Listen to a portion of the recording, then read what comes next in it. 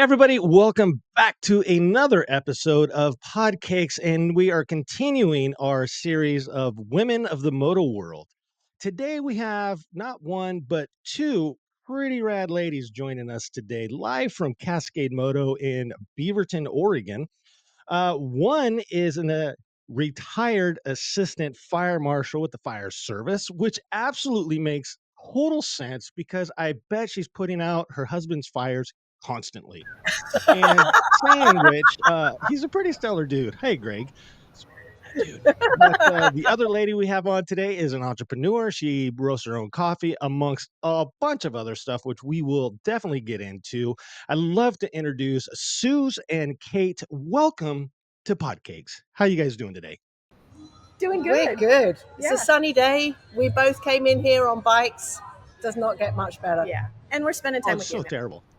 So you rode your bikes to the Moto store. That's awesome. Yeah. And what do you guys just happen to be doing there at the store today? Well, I supply the store with coffee, and so I come in regularly to check on levels and bring them more if I need to.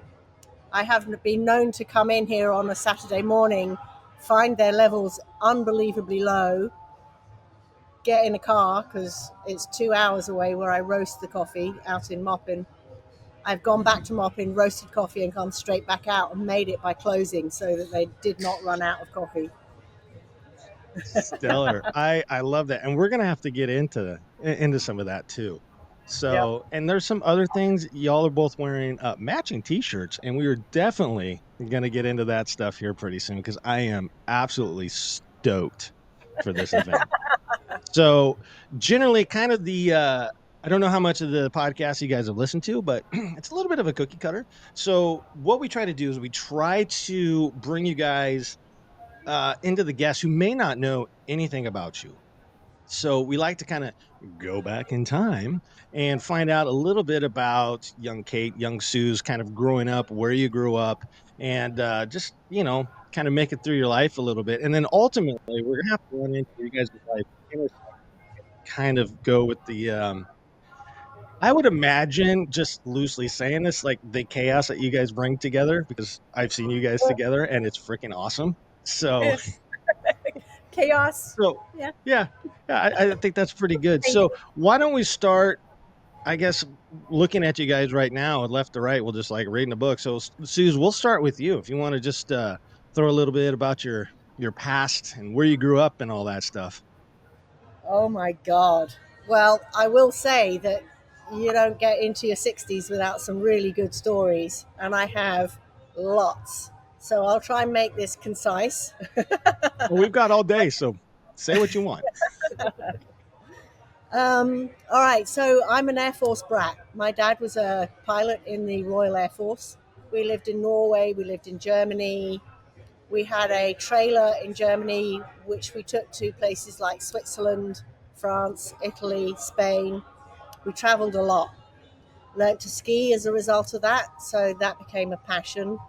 But also just travel in general. I've never got over not going somewhere significant every year. I still try really, really hard to do that. But fast forward into coming to the States, which was about 35 years ago now, my then husband and I, he's also English, decided that we wanted to live in the States. He was in advertising. He got a job in Portland, which was sold to us as on the West Coast, which it is. Only if you come from London, you think, when somebody says it's on the coast, you think, oh, precipice on the coast. And we were a bit shocked to find out that we're 2 hours away from the coast. But for me, that was okay because there's a mountain an hour and a half in the other direction. And I was all in from there, and I've never left. So let me think. So I was not the one with a work permit. And so I decided very quickly that I'd have to do some volunteering to get into the process of what it is to do business in America and the language that goes along with that. So I helped set up the Portland Institute for Contemporary Art, which introduced me to every single artist in Portland at the time, and was about the most interesting thing probably that I've ever done. Yeah, totally. I mean, I got involved in people and organizations and saw the world in a very different way as a result of doing that. So I was Piker's first volunteer, and then I was the second staff person, and then I realized that there was absolutely no money in the arts, not if you wanted to seriously earn money and buy more art. So I left a staff position and came back on as a board member and got into real estate at about the same time. And I still sell real estate. I have been doing that for about 25 years now. Wow. So that has sort of formed the backbone of what I do in terms of business, or what I do for money in business. Um, then about 15 years ago, I was still married. We decided to buy a house in Maupin. And that came about because I had a friend who had a boyfriend who had a house there. And I discovered that there was another side to the mountain. I had no idea. I only skied on the mountain. Now I ski on the mountain and then I go around the other side and I do a whole lot of other things. So when I got divorced, I said, I will have the Moppin house. And I have a house in Portland, and I'm very lucky. I have a house in Portland and a house in Moppin, and still doing real estate. I had been buying coffee from friends of mine, Bold Coffee, for about 8 years at this point. They suddenly turned around one day and said, Suze, we want to move to Maupin as well. Will you help us? And I said, sure, but you have to bring the roaster with you, which they did. And they kept roasting. And then all the rules changed. The Department of Agriculture said you got to have a triple sink, you have to have a flue, you have to have a clean environment, all stuff that didn't really exist for roasters up until that point. And my friends said, okay, we're done. We're done. We haven't got the time or the energy to do this. And so I did. Was it Charles Ronson who said, I like the business so much, I bought it. That's awesome. So I did. And then I learned how to roast coffee. And I like doing that more than I like almost anything else in my life at the moment. It is fascinating. And she I makes love good. it. Yeah. And I make good coffee. Yeah, she absolutely does. In fact, I had a live a few weeks ago, and it was right after the sponsorship, and I got your over here the coffee in the background, and Right. I was talking about it on there, and I said I went to Maupin Madness last year, and honestly, that was a horrible experience for me. Not Maupin Madness, that was fantastic. I need to say that, but it was the circumstances why I was there. There was a big accident the week before, motorcycle accident. My dad really got hurt, and VB40, who Kate, your husband, is a part of, Veterans Back 40 Adventures. They brought me on as a guest, and I'm not a veteran. These are just stellar guys that I know personally in my life, and they were like, "Hey, you had some shit happen. Come hang out with us." It was almost like we're gonna take care of you. So they Right. they brought me into Mop and Madness last year, and I was wandering around. I was like, "I really want coffee." And they're like, "Oh, there's coffee over there." I was like, "Yeah, but I can make my own, right?" Doing this, and then I finally was like, "It's hot. I'm gonna go get some coffee or whatever." So I went up and got some. I was like, "Oh my god, this is good stuff." And then I remembered it, but I also kind of forgot about it. And then we got back to a pancake feed that VB40 was doing right there at Cascade Moto. I couldn't stop drinking the coffee.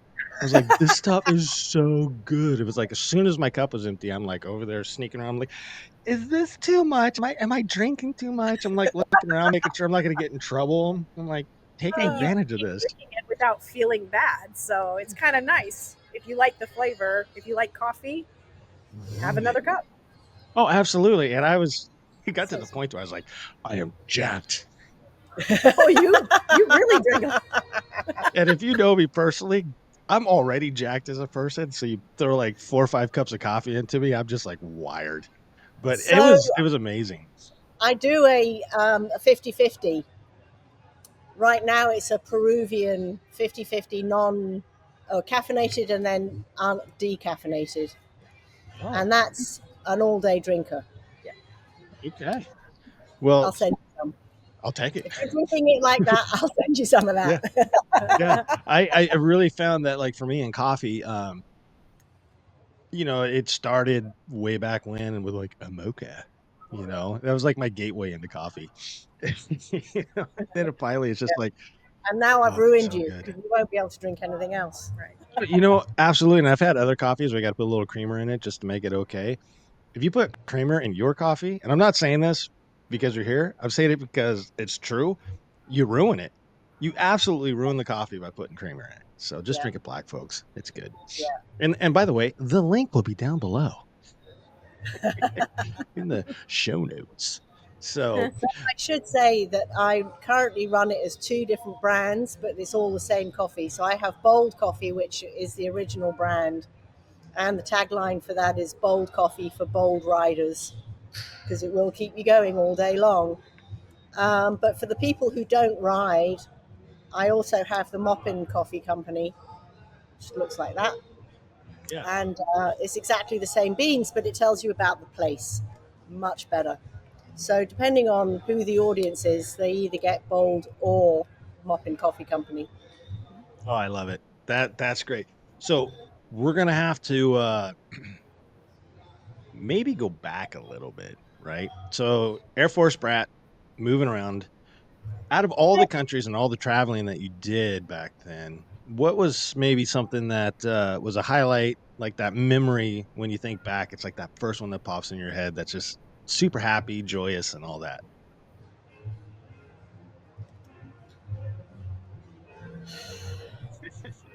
It's the Probably question. Mongolia, Oh, seriously.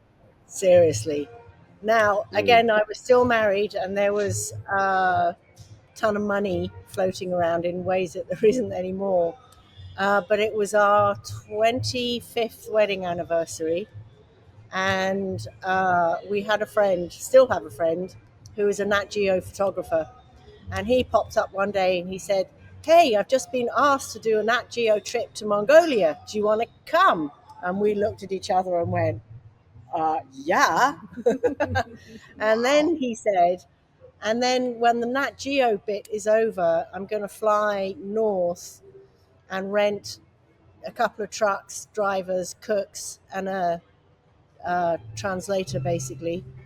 And we're gonna drive all around northern Mongolia, specifically looking for deer stones. Oh my So we were gosh. there for a month, Wow. and it was amazing, absolutely amazing. That Mongolia is like my top bucket list to ride Yeah, across.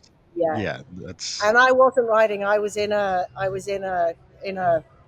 horrible, horrible van.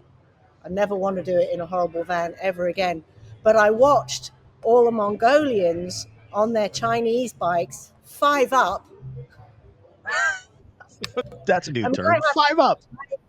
I have some pictures that are just amazing. I've Oh my got a gosh. great picture of um, a family five up on a motorbike with camels behind them and horses in the water off to one side, and then a gur, which is like a yurt in that That all in. I mean, it just gives you the whole picture of what Mongolia is about. oh my gosh. That is pretty freaking rad.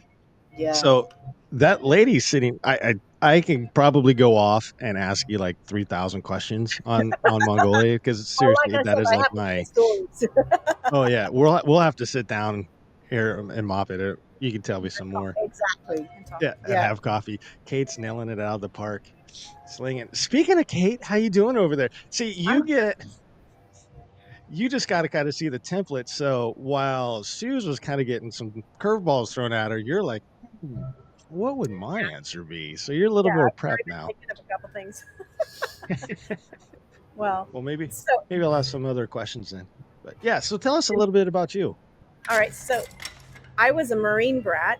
My dad was in the Marines during the Vietnam War, and we are based out of Southern Oregon. I was supposed to be born in Hawaii. He was being deployed to Hawaii or sent to Hawaii. And we stopped in Southern Oregon to visit family before we moved on. And I was born in Southern Oregon. And our family ranch is on the Rogue River, and that's basically where home was. And just in the last year, I was able to purchase a piece of that property, so it's still in the family. I'm really happy about that. But so Fantastic. born in Southern Oregon, I'm an Oregonian, and other than living in Florida, Missouri, Washington, Hawaii, and Oregon. I'm sure there's other states in there too. Those are the ones where we spent the most time. We always came back home to where family was, and so graduated from Ashland High School and immediately went into the fire service. It was just happenstance. I figured I was either going to be like a psychologist, an accountant, um, I don't know, counselor. I had no clue, but I started volunteering at the local fire department. And on my birthday, when I was turning 18, we had the crematorium in Ashland had a fire, kind of a awkward call because it's already burning stuff, and so then we're responding. And Wow. afterwards, one of the Ashland firefighters, he was like, you should go get a degree at Chemeketa. It's the community college down in Salem, or up in Salem from Ashland. And I went, got an application in, got my degree in firefighting, and within, I don't know, by the time I was 24, I had started working on my second degree in the fire service, and got picked up by Lake Oswego Fire Department. And so at the age of 24, I had a career going. By 28, I was working for a fire district at Tualatin Valley Fire and Rescue, where I was actually in fire prevention at this point. You see enough calls, and you're like, how can we, instead of responding to them as they're happening, how can we stop them from happening in the first place so people aren't getting hurt? And so through fire investigation, public education, code enforcement, and new construction, I took that avenue and finished 23 years at TVF&R before I retired with 31 years total in the fire service. So now, and along the way, got married, 2 children, and now being retired.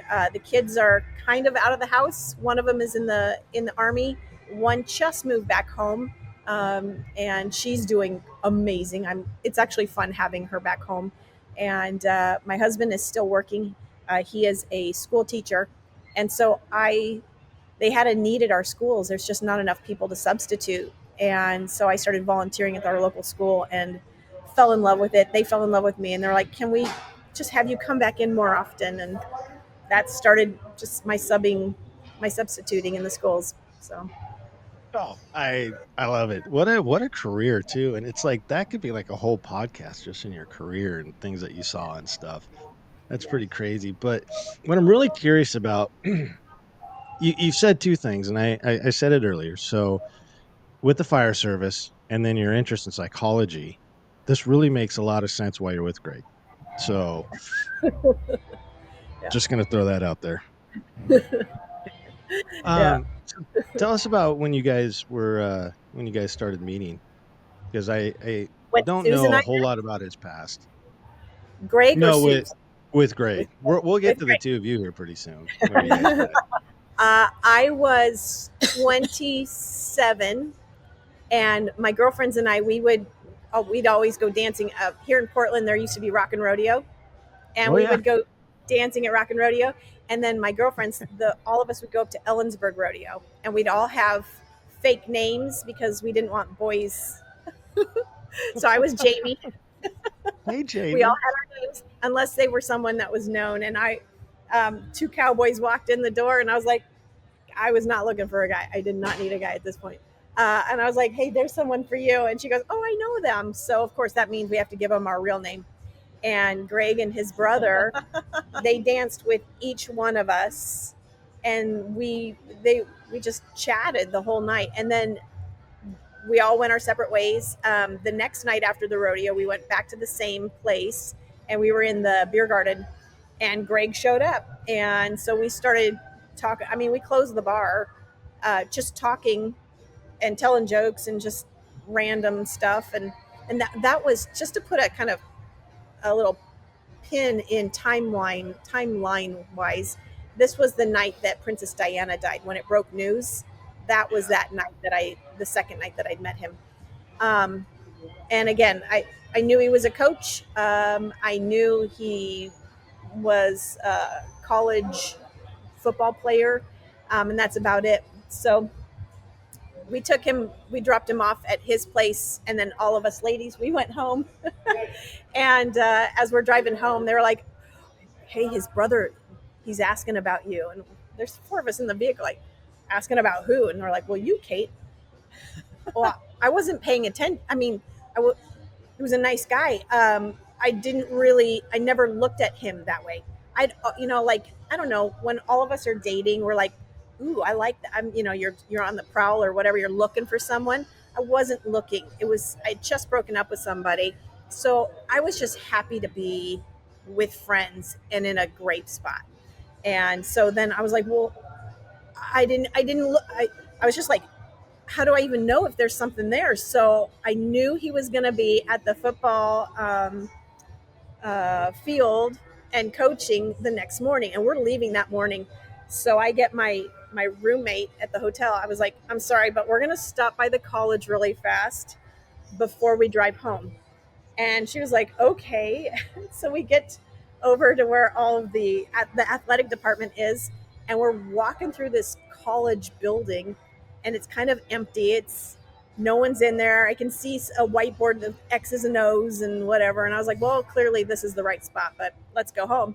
And she had turned and was looking out the window. She goes, he's walking across the street. And I was like, oh my gosh, what am I doing here?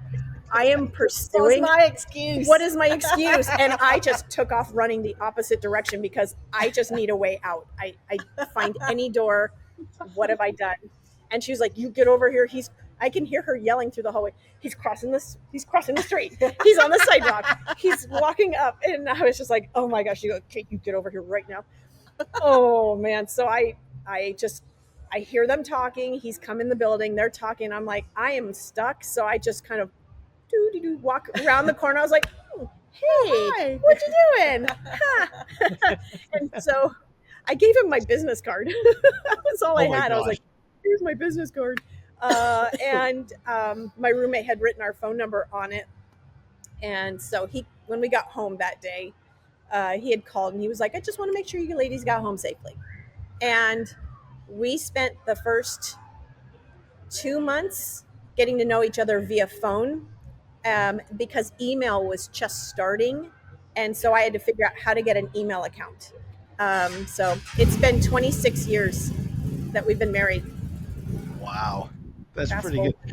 And in all fairness, he is actually one of the more, when you meet somebody, like guy to guy, and you're like talking to somebody, there's a lot of people that you like, right? And you're like, I like this guy. I like this guy. Okay, we're going to be friends or whatever. There's something different about him. And when I met him, I was like, oh, this is not a guy. This is like a great guy, And then being a football coach myself, we kind of had that connection. And you could just tell, first of all, you can tell by the way he talks and does his hand stuff that he's definitely a coach. But when I met him, I was just like, yeah, okay. This is just not a guy. This is a great guy. This is who you want to be around. Really raised a quality man. Absolutely. Yeah. He's okay. Yeah. I love it. What a great love story. Absolutely love that stuff, And funny that you're like, I'm going to go check this guy out. Never mind. I got to run through the halls. No, I was so embarrassed. I'm going to get t-shirts made called Jamie the Runner. Right? He just walked in. Oh, brother. Hey, guy. Not talking about him at all. Nope. So we'll go back over to Suze. So Suze, when in your life did you look at these little two-wheeled machines and went, Kind of like those things. I think I might want to go ride one. We've just been given little gifts. Oh, nice. Somebody handed us something. Ooh, glasses cleaners. Ooh. Ooh, Ooh. nice. This What one does it say on just it? road trips don't need roads. No, they don't. That is Yeah. freaking rad. Yeah. Heck Wow. yeah. Sorry about that. No, I accept that because I am a total agreement. Road trips do not need roads. Trails, desert, woods, whatever. Just make it happen. Yeah. Heck yeah. That's great. Mm-hmm. So sorry, what was the question? When did you discover two Oh, wheels? 2 wheels. Yeah, when Okay. you This is when a you serve great motorcycles. All right, so I am 17. I'm living in a town called Hemel Hempstead, which dates back to, I don't know, about the 14th century, the oldest buildings there. It's Henry VIII's hunting grounds. That's the Wow. beginning of Hemel Hempstead. And we live in a cul-de-sac at the top end of the original woods, and they run down into a valley, and it's beautiful. It's a really lovely place to grow up.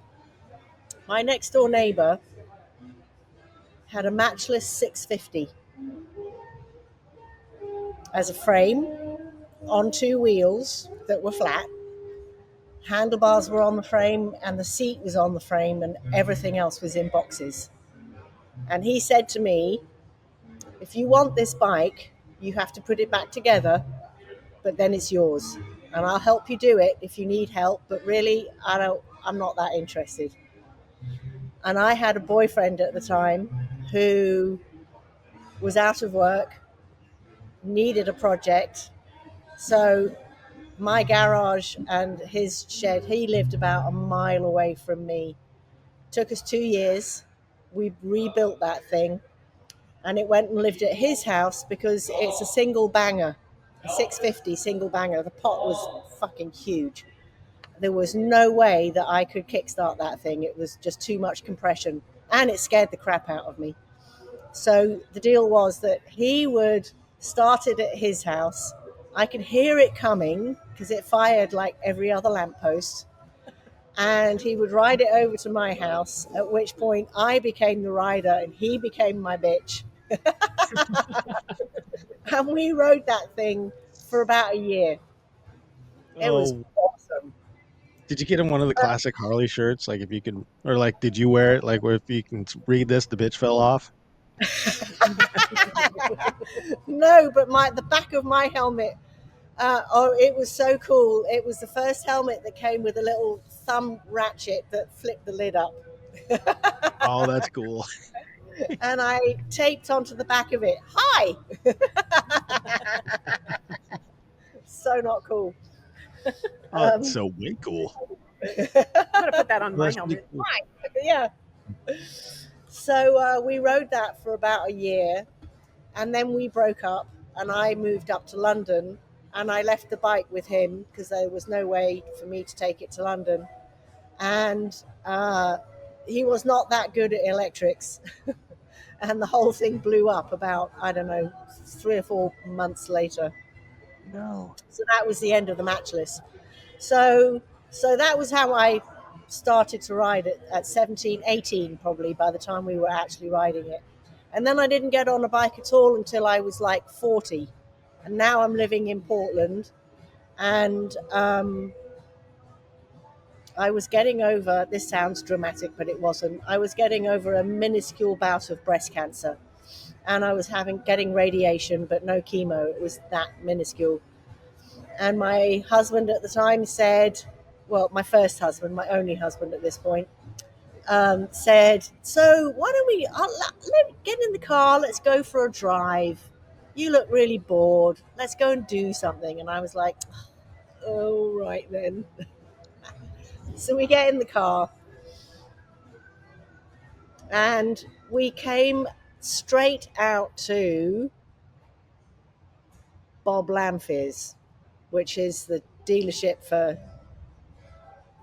I don't know, Honda and Kawasaki Yeah. and everything Yeah. not Beaverton. Yeah. English.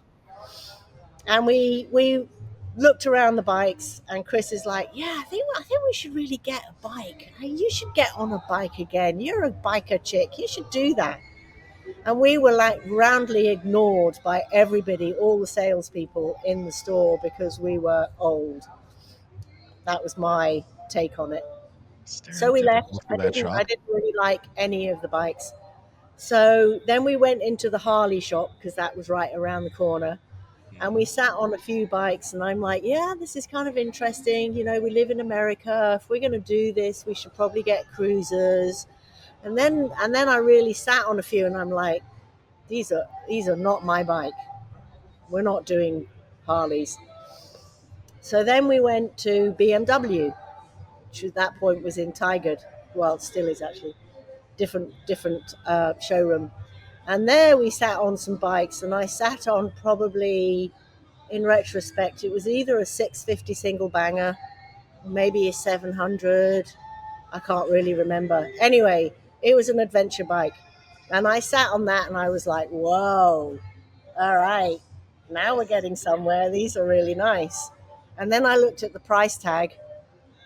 And the laughable thing about this is that I was the one who said, no way, these are too expensive, which is probably the only time in my entire life I have said that. Because I am known for having a capacity to spend money. So from there, we went over to the Triumph showroom in Beaverton, and it was like we were greeted like family. And I'm sure having English accents didn't hurt, but it was like we'd come home. It was super interesting. And we left with an America, which is a Bonneville with raked out front forks. 750, 700, 650. I can't even remember. Anyway, they wouldn't let us ride it home because neither of us had actually got our licenses. So it got delivered a few days later. And then we went and did the Team Oregon training. We got our licenses. And then we got, what was the other one that was like the America, but it wasn't the America? In the shop? Yeah. It also had raked out front forks. It was exactly the same bike, but just what was on it was slightly different. Nobody can remember what the hell that was. Anyway, we rode those bikes for about 6 months, and then the Thunderbird came out. So the Americas were ditched very quickly, and we both got Thunderbirds. And I rode the crap out of my bike. At that point, Chris was working for Apple down in California, so he was only home at weekends. So he stopped counting pretty quickly, and I was riding with all the boys. And then there was a trip up to the San Juan Islands, and I was riding my Thunderbird up a pretty steep, it was a little mountain, but it was curvy and a little bit technical. And to get my bike up there, I was riding like standing on the pegs. And we got to the end of that day, and one of the guys turned around and he said, Suze, you are so on the wrong bike. You need to be riding a Tiger. And I went, yeah, oh yeah, whatever.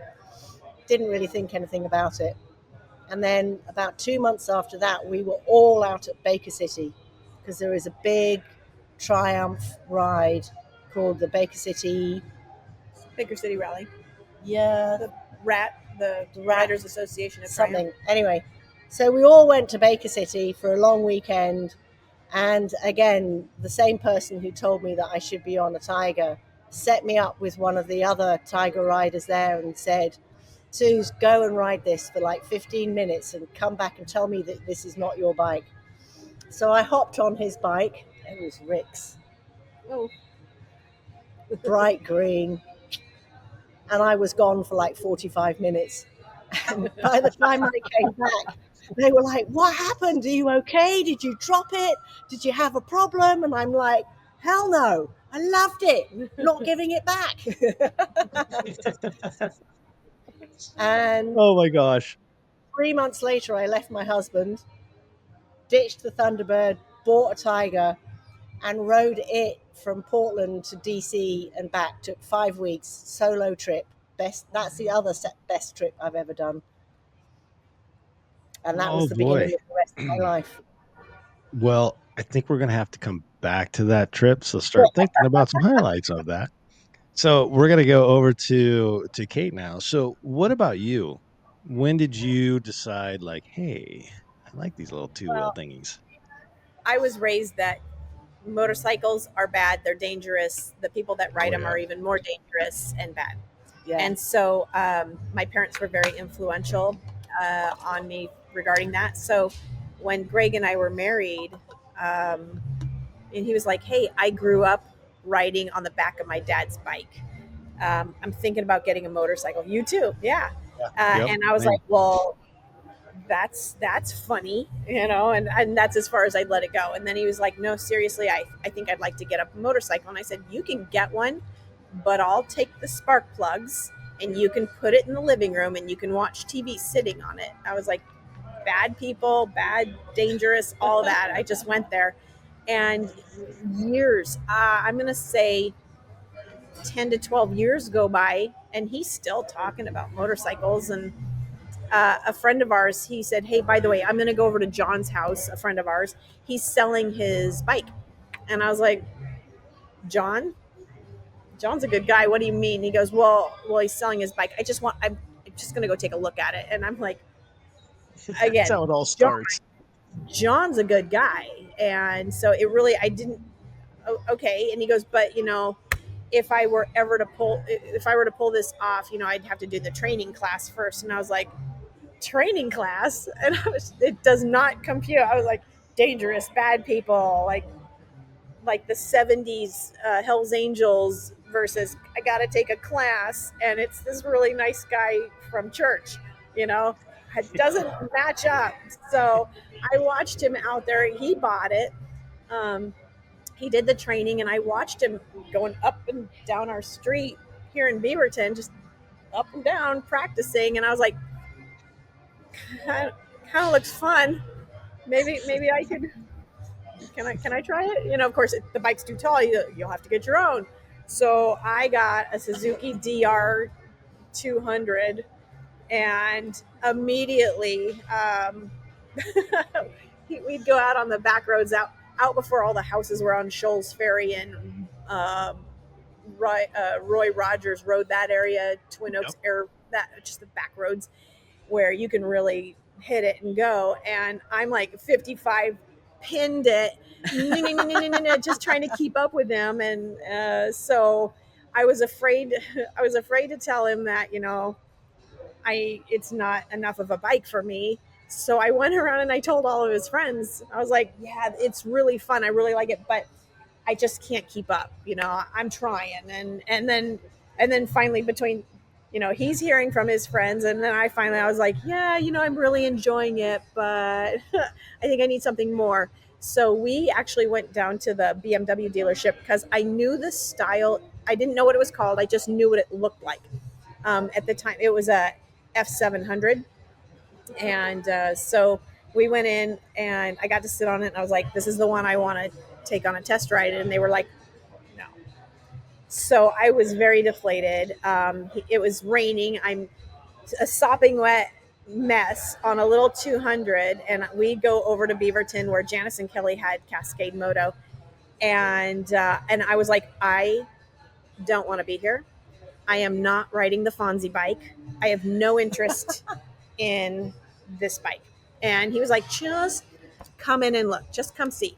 So we get into the shop, and they were having a big party. And this was October, November of 2011.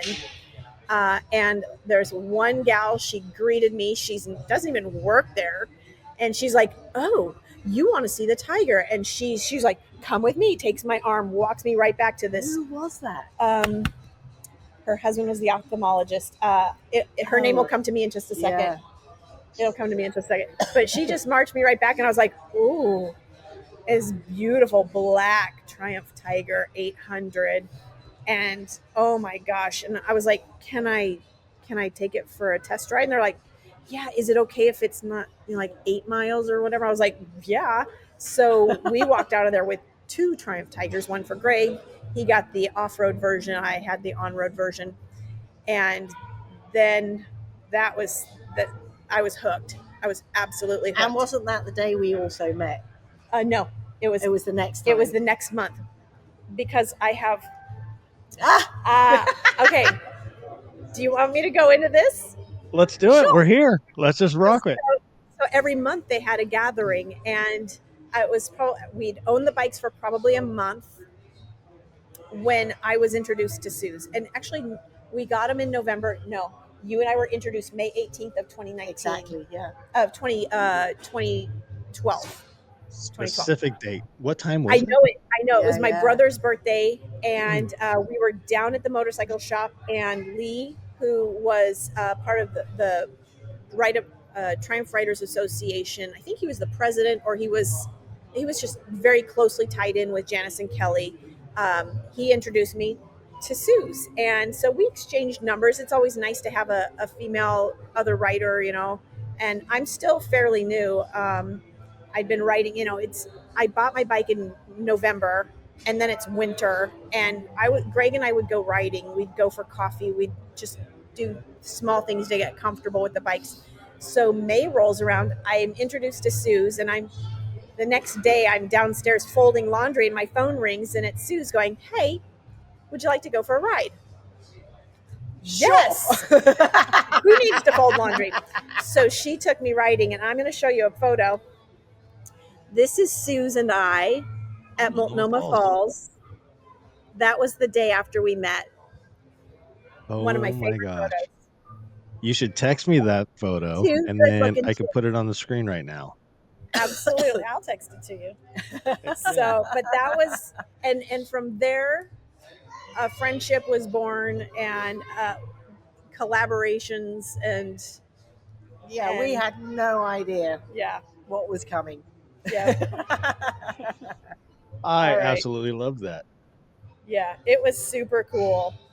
There it goes. So, you got it. So it wasn't a Jamie moment where you had to run when somebody was coming down the hall. This was like legit, like, yeah, we're gonna go ride. We're gonna go ride.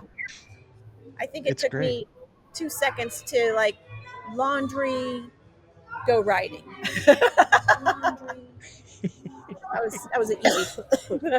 Just throw that stuff away. Hey, Greg, fold the laundry. I'm out. Yeah. That continues to be my MO all the time. Well, I can imagine with the two of you. Absolutely. Yes, absolutely. So I have other questions for Suze too, but we're kind of in this cool thing where you guys met. So when she called, you ditched laundry, you bounced out of the house. Did you guys kind of, because Suze, you broke the MO for BMWs, right? Because BMW is supposed to be like Starbucks, but you make your own. So did you guys actually still on the Tigers, but did you guys still did you meet at a coffee shop? Did you meet at an intersection? You're just meet here. Yeah, we must have met at an intersection. Yeah. Because we went out and did the Columbia Gorge Highway. Yeah. Which I hadn't ridden yet. And so I just followed. Probably met at a gas station somewhere along the way. Yeah. No idea where. Maybe Troutdale or something? Probably. It was a great ride. It was a ton of fun. And then we were kind of out of time at the end of it. And so I turned around to Kate and I said, "So how do you feel about riding on the freeway?" And she goes, "Sure." And then I found out, I don't know, a week or so later that it was the fastest she'd ever ridden. Yeah. Because we powered home. Yeah, we may have been exceeding the speed limit a little bit. Yeah. It's all good. Sure. I have never exceeded the speed limit ever. Oh boy, that's pretty cool, and being able to go out into the gorge. And if you're listening wherever you are, just Google the Columbia River Gorge here in Oregon. It separates Oregon and Washington, and it's, oh my gosh, and it's one of those things. As a truck driver, I have been through the gorge out and back countless times. I probably couldn't even count, and there are times when I'm coming back or leaving, I'm like, oh, I take this for granted. Like, Yeah. this is amazing through here. We're so lucky. Just stunning. so lucky. Yeah. Even after the fire that ravaged through there, it's still just stunning going through there. Absolutely. So we go back, riding on the back of the motorcycle when you were growing up, right? I have those memories because Papa Cakes, uh, he would take me around on the back of his motorcycle. I don't even remember what it was. It was like a Honda or a Suzuki, like old road bike or something, right? So my grandfather was one of these guys where he had either a new car or a new motorcycle, like every Friday. He would just show up on the weekend. You're like, oh, he's got something new. You know, he had like Gold Wings and all these big bikes. And I remember going on some rides with him. And but I remember going on the back with my dad a few times, and I want to say it was McIver Park, but I could be totally wrong. Like I'm riding like little dirt bikes at the time, like a little XR80, you know, and I'm just ripping around the neighborhood and up and down the old trolley tracks that were this little dirt track. And that was my riding experience. And then my dad, I'm riding with him, and we would just go to these random places. He would just be like, all right, your turn. And so my dad would get on the back, and I'd be like, oh, ride this thing around. You know?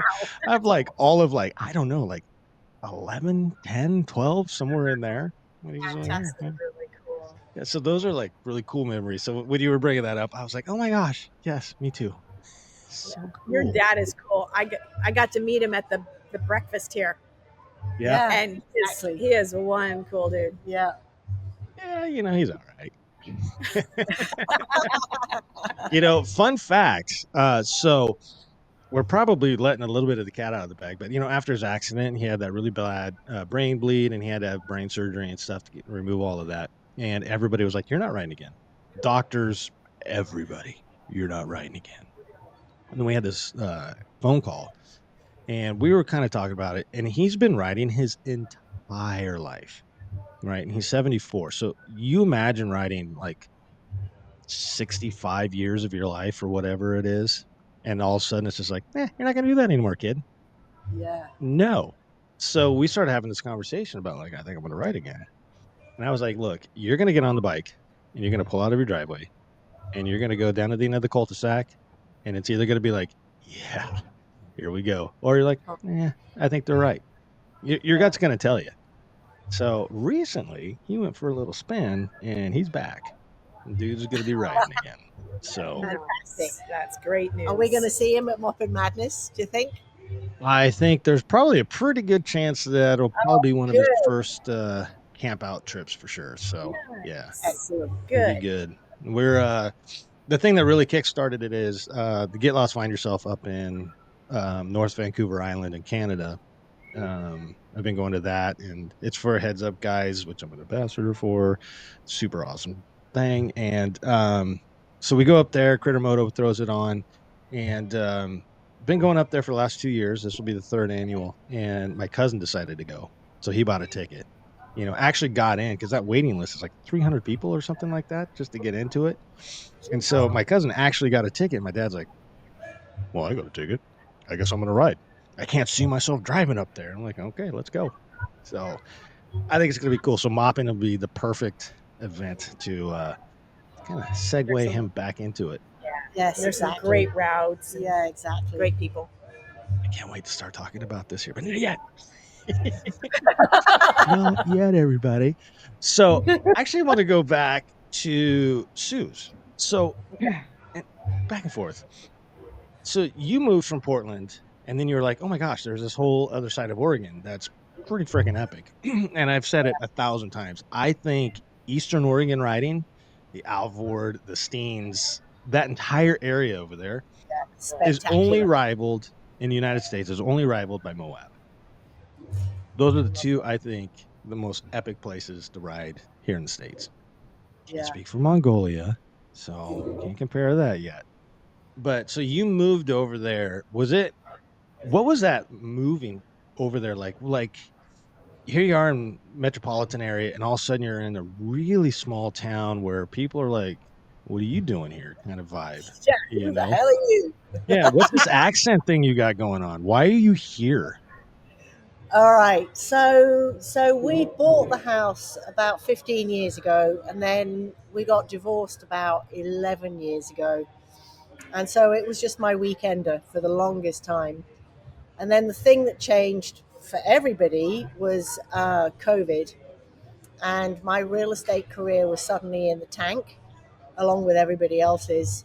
And more than money, I needed something to do. And the Chamber of Commerce in Maupin needed somebody to run it. They hadn't had anybody running it for about 6 months. And even I noticed the difference. And so I went and had a chat with the board and said, I'll do it. Looks like admin to me. And they went, really? Because a couple of them already knew me. And I went, sure, it's just admin. Let me have at it. So I joined the board. I discovered that it's not admin at all. I mean, there is admin. And actually, I hate admin. Loathe it with a fiery passion. So I didn't do much of that. But there's a lot of networking you do between the chamber, for with Travel Oregon and Visit Central Oregon and other local nonprofit entities. We over 4 years collaborated massively with a whole bunch of entities and ended up creating a thing called Moppin Works, which is a meeting room. It's where the chamber lives, but it's rentable space. Originally, the idea was that it would be small business, like you could just walk in and rent a desk for an hour or a month, whatever. And it's morphed a bit since then. But it really changed how I viewed the town, because I went from being that crazy English woman who lived on the corner to, oh, this is Suze. And then I started going to council meetings because as the chamber, I made a monthly report. And then I discovered that I would get angry or I had an opinion about something that was being talked about. And I started dropping the F bomb a lot. And then I discovered that everybody listened to me because I have an accent. People would just listen to me talk. And then I would discover that, hey, they're actually properly listening and acting on the things that I'm talking about. So that was really satisfying. But in the middle of all of that was when I bought the coffee company, because I figured that that dovetailed really nicely between the chamber job over here, the real estate work, which was coming back mostly in Portland, but a bit in Maupin. And then in the middle, I could just slot the coffee in. Just slot it in. And now I'm growing the coffee dramatically. And so I've given up the chamber job and I'm still doing a bit of real estate, but mostly I'm roasting coffee and trying to really grow it. Because it turns out I'm roasting something that nobody else in Portland seems to be, which is deep dark roasts for mostly, well, I was going to say mostly espresso. Actually, most drinkers are drip or pour overs. There's not very Yeah. many espresso drinkers, but they are after that really deep, dark, rich bean Which that is, looks like this. I don't know whether I can get them on camera, but they are super glossy, oh, they really really are. dark. Oh my god! Oh, they smell amazing. It's So so satisfying.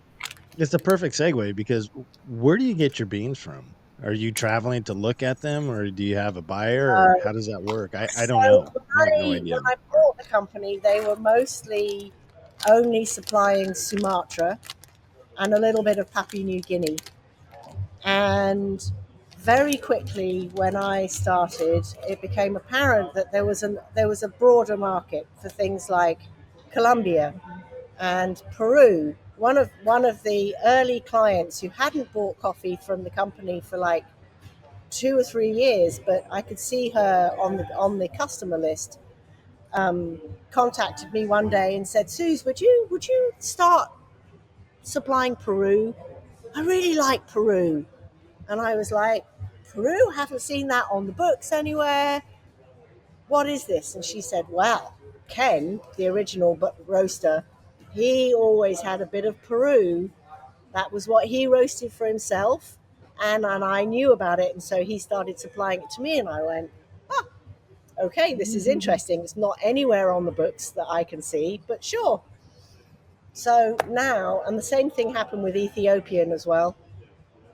So now I have Sumatra, Papua New Guinea, Colombia, Peru, and Yirgacheffe.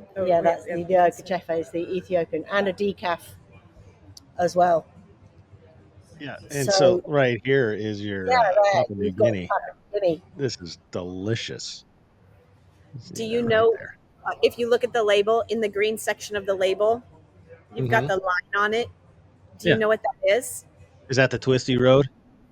Well, it could be. It's actually the river as it runs around Maupin. The Deschutes. Oh, no kidding. But it could be That's the Twisty cool. Road. Yeah. I kind of thought it was like the Twisty Road out there. Right. So. It could be Bay Oven. Each type has a different bend of the river. They're all a different bend in the river. That's right. I didn't know that. Yeah. Cool. I love it. That's very creative. You know, I still have a house in Portland, and so I have this crazy life where I'm up and down the gorge twice a week because I deliver in Portland on Fridays. I got my beans delivered yesterday via motorcycle. I love it. And I have to say, my customers love it when I turn up in full leathers. Yep. Here's your coffee. Yep. It's like a commercial right there. Right? Yeah, I should actually do something with that. Yeah, you should. Yeah. Have Greg come out of the house in a Speedo and be like, is that my coffee bean? No. So yeah, it's a deeply satisfying thing to do. And when I started it, I was simply ensuring my own supply. It's all I was trying to do.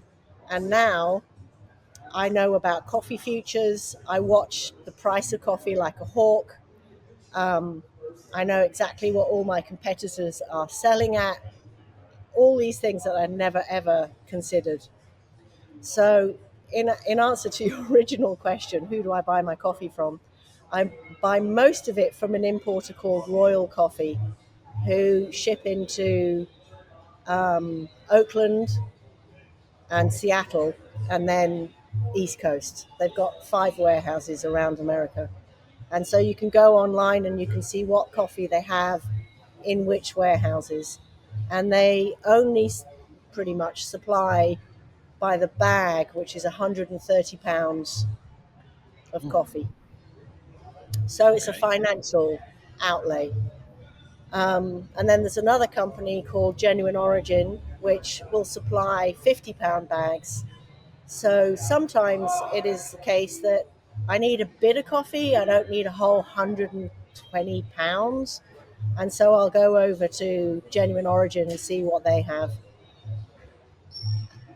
Sometimes nobody's got any of what I want. So right now, I don't have any decaf Sumatra because turns out that all Sumatran beans get decaffeinated in Canada because you need enormous amounts of water. They run clean water through the beans 8 times to get all the caffeine out. So Canada's a really good place to do that because their water is incredibly clean and plentiful. But Trump came along and started talking about tariffs, and all the importers went, then we're not going to go through Canada because we don't know, they have to order or place their order something like, I think about at least 6 months in advance to ship the Sumatran in, to decaffeinate it for 3 months and then ship it out again. So about 3 months ago, I completely ran out of decaf Sumatra. I couldn't get any anywhere else, but I could get Peru. So I switched all my customers who would prefer to have decaf Sumatra into decaf Peru. And then some of them went, oh, we really like that. Can we do a 50-50? And I'm like, yep. So we do a 50-50. And I've got one customer who gets Sumatra in an espresso blend, the 50-50, the straight up decaf, and now she's started buying Peru as well every 2 weeks. Wow. That is, She's let's have that on an IV or something going through that much. well, there's That 4 of them in the house, 4 adults, and they all drink coffee all Oh, day long. that makes sense. I really enjoy coffee, so I will drink it. In fact, there are days where it's like, oh, I haven't had any water today. It's all Right? been coffee. Yeah. Yeah, No yeah. judgment. Yeah, no judgment. Why would we want to do that? Right. Right? So, kind of back to Maupin. I may have heard a rumor somewhere along the grapevine that an out-of-towner was looking to buy a campground out there and was kind of said, you're not from around these parts, so you're not going to get that sold to you. Is that kind of the way some of the Maupin kind of works out that way? Yeah, that was really interesting process. So Kate was looking for an investment and something to, she had just retired and she was looking for what was next. And there is an RV park on the other side of the river. As you go over the bridge to the left, there's a big RV park, beautiful. Beautiful. And we knew it was on the market, but it was kind of on the DL. So we went in and we looked at it and we talked to the owner and didn't quite get as far as doing a letter of intent, but made it very clear that she was very interested in the whole idea. Can you hear that? Heard that. Yeah. Okay, we're just going to break until he turns that thing off. What is Okay, it? there we go. There we go. Starting up bikes. Yeah, it's Oh, I love it. We'll play that in the 1200. background. That makes sense for this little podcast here. Motorcycle sounds? Let's keep going. Funny. So I went and had a chat with the mayor at the time, and I said, we've got some real interest in buying the Deschutes River RV park, or Wayne's World is what it was called at the time, because the guy who owned it was Wayne, and it was Wayne's World. And his reaction was, I don't know that that's going to work. I think that might not work. And he wouldn't really tell me any more than that. And then we found out that there was another buyer and that they were like a week ahead of us. They weren't that far ahead, but they were enough. And Lynn inserted himself into the middle of that whole transaction and made sure that it went to the first people, which was a real shame. Yeah. It's an RV park, but I wanted it to make it very similar to, there's a location in Bend, or used to be, where you had the coffee shop, tap house, a community gathering area. And I wanted it to be where motorcyclists could come and camp right around Maupin, and then the community. If you're out there fishing and you bring your spouse or your significant other, there's a spot for them to work at their computer if they can't get away from work, or they can just sit and chat with friends. I had this vision for the property, and so to lose that opportunity was hard. Yeah, that was such a shame. Yeah, I'm sorry. But you know what? If she'd done that, she wouldn't have been able to buy the family ranch property. True. So Everything happens for a reason. That's right. Yeah. just Which a I'm sure while. you're a lot more happy with the family ranch property. Yeah. Yeah. Yeah. Absolutely. That's pretty rad sauce for sure. So you guys start riding together, right? Now, I know I'm scatterbrained, squirrel moments and all that. That's how we roll here. But so you guys start riding together, you go through the gorge. How long again until you rode? Like, hey, we're gonna ride again next weekend or tomorrow? Was it like Well, think there maybe a was month. immediate. I don't think there was a gap. No, we've not stopped. Right. We have other women that will join us. We actually have a group, the BNF. I won't say what it is. You can, and you can give the history of the name, how it got. But we've gone down to Borrego Springs, California. To Babes Right Out. We became Babes on the Fringe for Yep. that. We didn't get tickets, so we got a campsite off the property where this rally was going, and we made all of our apparel and our cups. Everything said Babes on the Fringe because it was called Babes Right Out. So yeah, and that was the first time I ever hitchhiked, and we got a 16-year-old to pick us up, but he had to call his mom and make sure he could let 4 motorcycle women in the convertible car because it is a pandemic. So open up the convertible. We've had the best adventures. Hilarious. So, well, then there was the time we went to Mexico. So I have Kate's taken reaction. I've taken 4 groups of people to Mexico, and Kate was supposed to come on the second ride, but her passport didn't turn up in time, which was just a fucking tragedy. But the guy who was organizing the tours for us in Guadalajara had made T-shirts. And at the very last minute, another friend of ours who we ride with a lot, called Wendy, jumped on the trip. And so she flew in a day late, and we had her picked up and driven to where we had ridden to that day. And it was revealed that we all had T-shirts with our names on them. And so we crossed out Kate on Wendy's, and we just said, not Kate. Yeah. Oh, I love it. Well, so she came to the next trip. I did. Yeah. And I got my T-shirt says Wendy with it crossed out. So I'm not Wendy. Yeah. 9 days to Mexico by motorcycle. It was phenomenal. Epic. Absolutely amazing. Yeah. All right, you guys got to talk a little bit about this. I mean, just by your guys' reactions, it sounds like an amazing, epic trip. So, for a very quick minute, I had a boyfriend who I nicknamed Google Chris, because by the time Google Chris came along, I'd had a few Chris's in my life, and I needed to be able to differentiate between them all. So he was Google Chris, and he had an uncle down in just outside of Guadalajara in Ajijic, who he would go down and ride motorcycles with a lot. And so very quickly, when we started having our relationship, he said, I want you to come with me and I want you to do a trip to Mexico. And I'm like, sure, I'm all in. So by the time we actually did the trip, though, he'd gone back to his wife,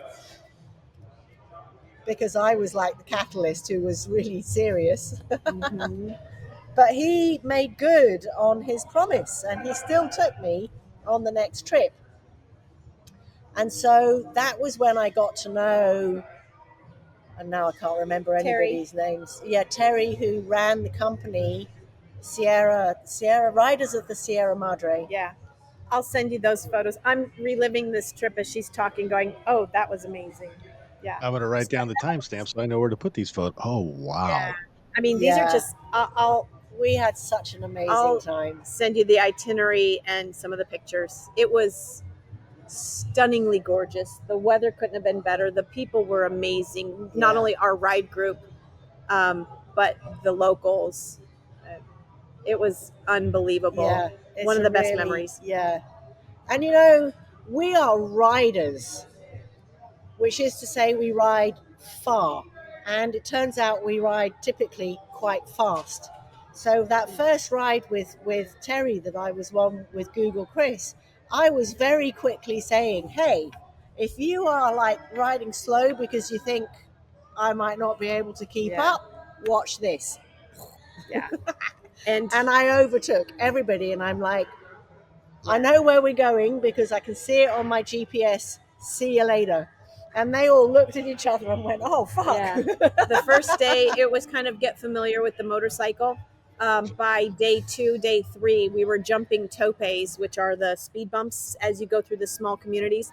We are just launching. We don't even slow down. You're threading between cars and launching. safely, of course. Mostly. But it Of course. it was amazing, and you'd never know that just outside of Mexico City, you're riding in rush hour traffic on the side of the road between semis and cars, and then off the road you're off-roading at this point. It was some of the best terrain, best views, best food, best people. So on that trip, I had put this trip together because, full of self-interest here, I wanted to go and see the monarch butterflies as they started their migration. And very famously, they migrate from this one area just outside of Mexico City. And so Kate was on this trip. My friend Colin was on this trip. That was it. It was just the three of us, wasn't it? And Colin turns out to be quite the researcher. And so about halfway through the trip, he suddenly said, hey, there's this place that if we go to, we won't be able to do the butterflies, but we should see it because architecturally it is off the charts. Yeah. And now, what was it called? Now I'm going to have to reach for my Hang phone. on. Okay. It was an English. I've got where we're there. I've got the photos. Just some of the architecture. It was so random. Charles. Like, this he is called supposed Charles? to look like the Queen's crown. Ooh, I'm doing funny things with my phone. It's supposed to look like the Queen's to crown. just send you links. It was unbelievable. It was random. like walking into Alice in Wonderland and DNA and royalty and columns where he could have men be human models posing. Just random. But it was so cool. It was incredible. So we didn't get to see the butterflies, but we saw some incredible stuff on that trip. Yep. Yeah. Sounds remarkable. Absolutely. It was. Yeah. And the brilliant thing about doing a trip like that for me is that, I just had to dream up where I wanted to go, and I would ring Terry and say, can we do this? And he'd go, yeah, okay, we'll put a route together for you. Yeah. Oh, love it. You're playing the tour guide Barbie. That is my one of my favorite things too. I got my buddies from Canada. They're coming down and they're like, hey, we want to go here. You got a route? I'm like, oh yeah, I got you. Yeah, exactly. Oh yeah, I got a route. Absolutely. I love doing that stuff. Fantastic. So when you guys went down there, it's kind of known for a lot of sand and stuff down in that area. Well, so were you guys not where we were? We were in Mexico. In the middle of Mexico, in the mountains. Okay. So we were between Guadalajara Lake Chapala, and the outside of Mexico City. Yeah. We kind of. So it's all on road. No sand. Not Baja. Nice. Yeah. I was down in Mexico. This must have been like 2000, early 2000, 2001, something in there. And Papa Cake's big mountain climber guy, and we went down there and climbed Pico de Orizaba. And we were cruising around Mexico City. We had like a day. I think we were done climbing and we were waiting for the flight home or something. So we're walking around Mexico City, and two funny things happened there. One, we turned the street and everybody had their blankets on the ground, and it was just like a market, right? They're selling everything, but it's all like black market stuff. Right. You can buy guns and ammo and magazines and all this stuff, and it just like Oakley's. I'm like, hey, obviously knockoff Oakley's. I'm like, I'll like those. So I'm like doing this, but all of a sudden these guys started walking down, and started whistling, just like I didn't think anything of it, but it was like all of a sudden all this whistling was going on, and it's like you turn around, everything's rolled up and everything's gone. Yeah, the police are coming, so they're just like roll up, they're gone, and then you walk around, you go around another corner, here it all is again. Yeah, it was wild. And then my dad, he's like, we're walking down, and there's this like really old wood door on this building. And we can't read Spanish, so we're just staring at this. Oh, this is nice. Hey, get in front of the door, kid. Let me get a couple pictures. Okay. Dude with guns come out. They're like, what are you doing? We didn't realize it was like the federal bank or something like that. It's just like, here's a couple white guys taking pictures. Like, oopsies. Wow. Yeah, we'll get the stepping. It's fine. Bye. But yeah, I would love to get down to that area too and and ride. I don't know if you know who the Adventure Cooperative is on YouTube and everything, but they kind of mix bus life with moto life. And so they have these buses that are really designed like in the back they can haul, I think, like depending on the bike, like 6 to 8 bikes, and they just cruise with people, but they just spent I think 5 months down in Baja, and it's just people come down, they ride with them, and they just kind of travel around and do all that. It's pretty fascinating. So Sounds epic. Yeah, that that's sounds where I great. was that's where I was getting the sand from because all their videos are like, I'm like, wow, that's a Yeah, lot of sand. yeah. That is not my jam. We did that in Baja, but with Jeeps last year. So Mm-hmm. Sounds overlanding. wonderful. Yeah, Yeah. so that's a little easier than, Yeah. 2 wheels.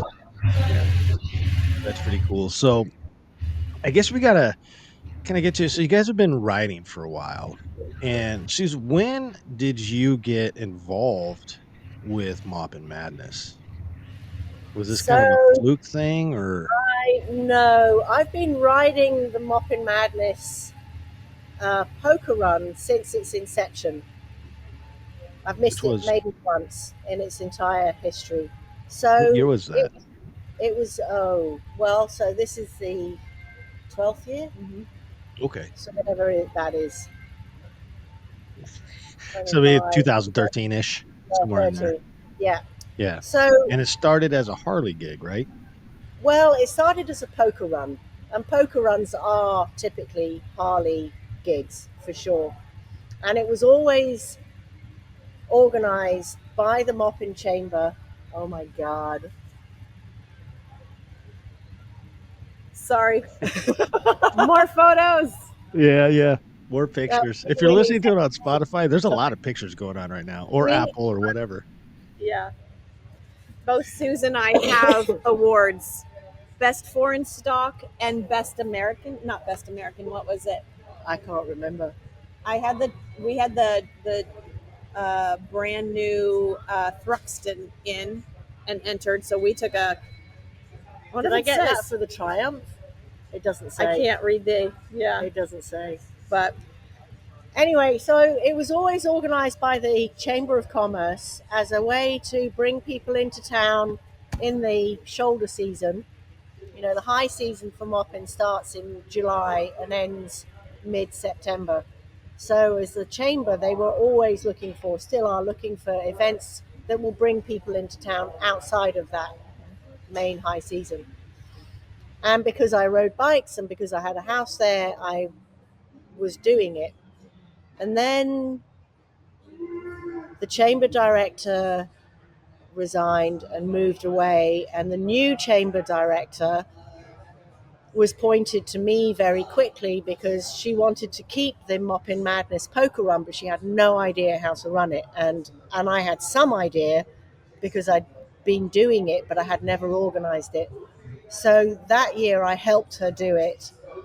The second year was an absolute shit show because the person who was the new director of the chamber was unable to organize anything, and that was a disaster. And then I took it over in the 9th year, and I ran it still as a one-day poker run, but I put on 3 routes because everybody was bored of the one route that you could ride clockwise or anti-clockwise, and that was it. So I came along and I said, okay, here are 3 other routes that you can ride, set it all up, and it was really successful. You know, I think that year we had about 150 riders, which was excellent. And then the next year was the 10th year. And I said, all right, now we're going to turn it into a 3-day rally. We're going to make this a much bigger deal. We'll keep everybody in Moppin for longer, have more routes. And I had also, by that point, got a really good relationship with Cascade Moto here. And I was talking to them about sponsoring it. And they turned around and said, we'll put training on. And we will offer up off-road training in conjunction with your event. And I was like, brilliant, we are in. And so this will be the 3rd year of training.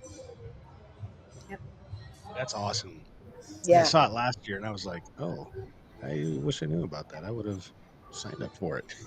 yeah. Well, you still Yeah. can. Yeah. Only 8 spots left. They're going quickly. Oh, I should And definitely do that.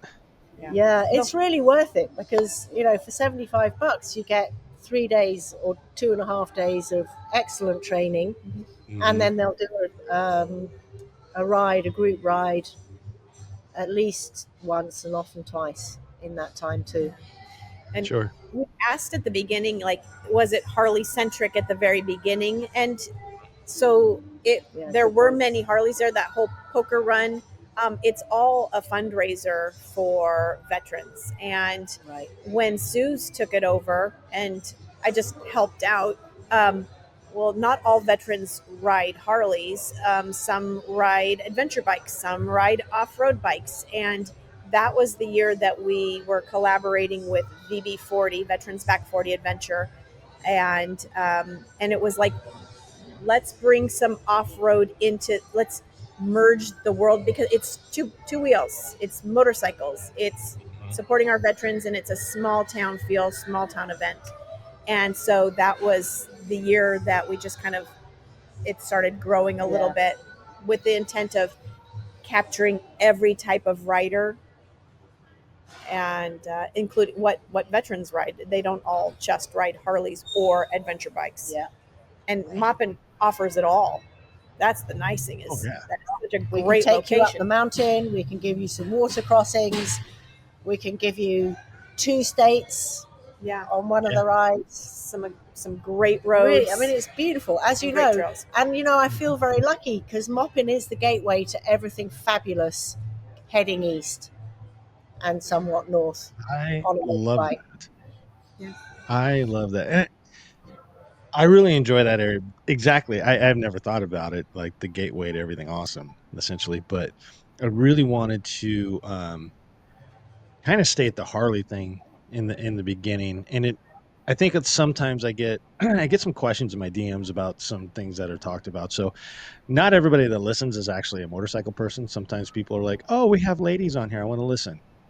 Right. So if you're unfamiliar with what a poker run is, essentially it's an awesome motorcycle route and or ride, and you go on this set route and you have different stops and you get a Yes. card at each Yeah. stop. And then at the end of it, that is your hand that you play poker Right. with. Right. So Yeah. there's prizes and everything that go along with that. So Yeah. that's what the poker run is.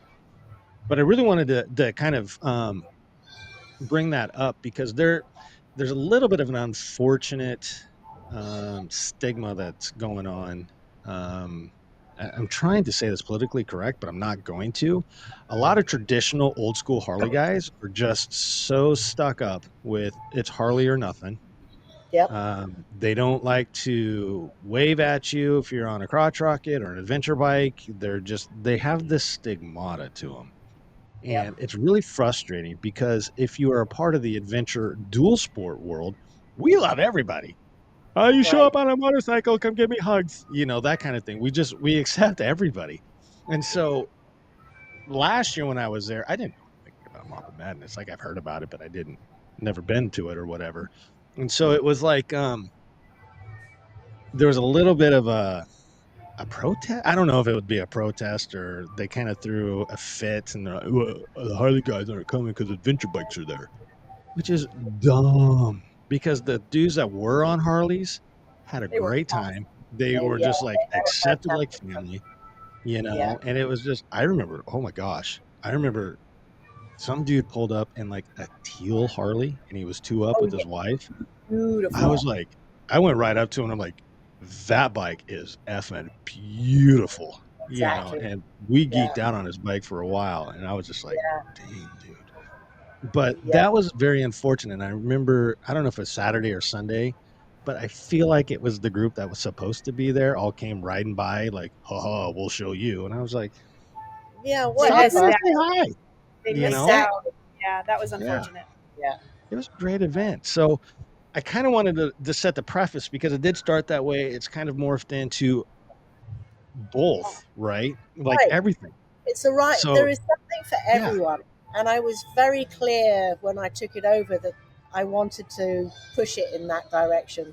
So one of the routes we have is the Dayville. Paradise. No, it's the run to Dayville and back again, which you have to leave if you're going to do it for the poker run, or if you're going to be back in any time. You have to leave Maupin by about 8:30 in the morning, because you won't be back till 5:30 that night, and that's only if you've left yourself half an hour for lunch. Oh wow, that's a good little It's turn. It is a great long one. day, but oh my God, there's more corners than you've had hot dinners. I love I'm that. down. I love that.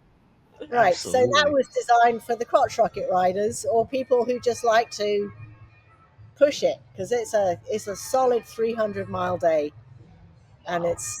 it's technical.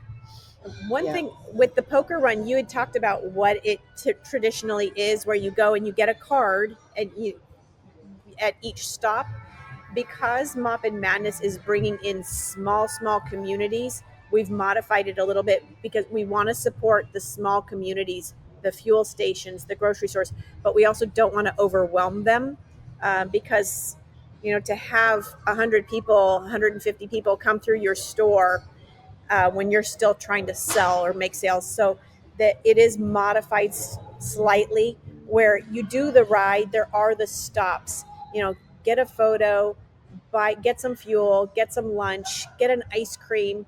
But when you come back, we open up the dealer table, and then everybody can pull their hand, and you have your highest winner and lowest loser. So Right. never leave until it is done, because the So lowest loser, the high winner generally walks away with about $700, and the low loser walks away with about $300. not too No shabby. kidding. Yeah. I'm generally like, I'm horrible at cards. So I'm like, I have these cards. I don't know what it means. Yeah, Yes. that's right. That's the majority of people. So the high Yeah. winners, they know if they are in with a really good chance, but the low losers have no idea. Yeah. So everybody sticks around till the bitter end, because $300 or $400 is not Oh something yeah. you walk away from. That's legit. The way That's pretty we cool. organize it is you get a map, and on the map will be, the map of the whole route. It will be a separate box that tells you where you have to stop, and we simply ask that your map gets marked by the place that you have to stop at, whether it's a gas station, a market, or a bar, restaurant for lunch. And that's the other thing, most poker runs are predicated around stopping at bars. And the last thing I want is a bunch of drunk riders riding around my local county roads causing havoc. That is definitely not my MO at all. So there's one opportunity to have a drink at lunchtime, and that's it. And most people do not. So They save that for after yeah, the after we party. will get you hammered Yep. afterwards. We'll get you hammered afterwards. Yeah. Oh, that's rad. Yeah. So do you do any other things? Because I can't remember. There was a couple raffles, wasn't there? Or Yeah, Oh no? there's yeah, Maybe. yeah. historically we have a standard raffle and a super raffle. Oh, nice. Do you do anything like out on the poker run or some of the ADV runs where you hide a little hidden nugget somewhere, and it's like, oh, if you take a picture of this, you get an extra raffle ticket? Oh, that's a good idea. Huh. We I could like do that. that. We Yeah, we could incorporate that. little Yeah, Easter we eggs. do. Uh-huh. Yeah. Yeah. Yeah, we Easter eggs. I wish I came up with that, but that's one of the things that get lost. There's a sign that you got to find, and everybody knows where the sign is, but somewhere around there's this little hidden nugget that you have to try to find. And yeah, you take a picture of that, you get an extra raffle ticket. All I right. like There's a couple of that. different places we could do that. That's an excellent idea. Yep. Thank you for That's that. right. And then there's the 50/50s fundraiser, which we have never done Yeah. before either, but we're going to do a 50/50 this year too. That's pretty. Yeah, those always create a lot of money. Yeah. I wonder, maybe Greg said something to you about that one, the Booster Club. This is what we do. That was Yeah. huge. Where I was coaching, the 50/50 was a huge fundraiser. Exactly. Um, I saw one happen last year. I saw one for the first time, and I looked at how much money was raised, and I'm like, oh, this is a no-brainer. Was that at Baker City? mhm. No, that was the Kootenay raid. Oh yeah. That was really successful. Oh, there's Yeah. another We one go I up like to to go Canada and crash the rally up there as well. Yeah, that doesn't suck.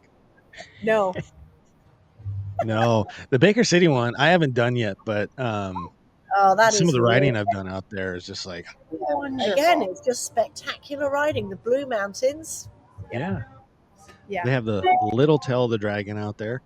Shameless plug, I did a video on that, so if you want to go, the link will be down below. Love it. Total shameless. So, but yeah, I just love that riding over there. Everything I don't know. I want to say east of the mountains, but riding in the Cascades, amazing. Riding in the Coast Range, amazing. Riding in the desert, amazing. And it's just like, man, Riding. Just I love riding. it. Just Squirrel riding. moment. Yeah, It's all squirrel amazing. moment. We did a Oregon. ride with my dad and Critter, and we went kind of from north and right down like the gut of Oregon. At one point, we were almost geographically dead center of Oregon. And I just remember through this day, I think we did 150-ish miles all off road that day. And Wow. Oh, we were just baked and dust. yeah. And oh my gosh. But I remember the topography that we were riding through. We ended up riding in these big lush forests, and then we would go down and it slowly changed into ponderosa pine, Yeah. a little bit more arid, a little bit more sand. Oh, now volcanoes. Now we got red rock everywhere. And it was just this amazing transition all the way down to, I think we ended in Lakeview that day. It was Yeah. Yeah. just like, oh my So you're gosh, the knocking on transitions. 395. Yeah. Oh, It let's is go. spectacular. Yeah. I've gone up and down the 395 to California because my daughter now lives in LA. And so I will typically either jump in my car or get on my bike, depending on what the mission is. But I've done the 395 more times than I can remember for exactly that reason. I mean, it's just the Yeah. topography is stunning. Yeah, Never. it's amazing. I Yeah. absolutely love it. Even when you get in through like south of Reno in Nevada, it's just like, Right. wow, this doesn't suck. Yeah. Exactly. So as you started adding adventure bikes, dual sport bikes, Yeah. that means we probably need to start creating some more routes. So what has the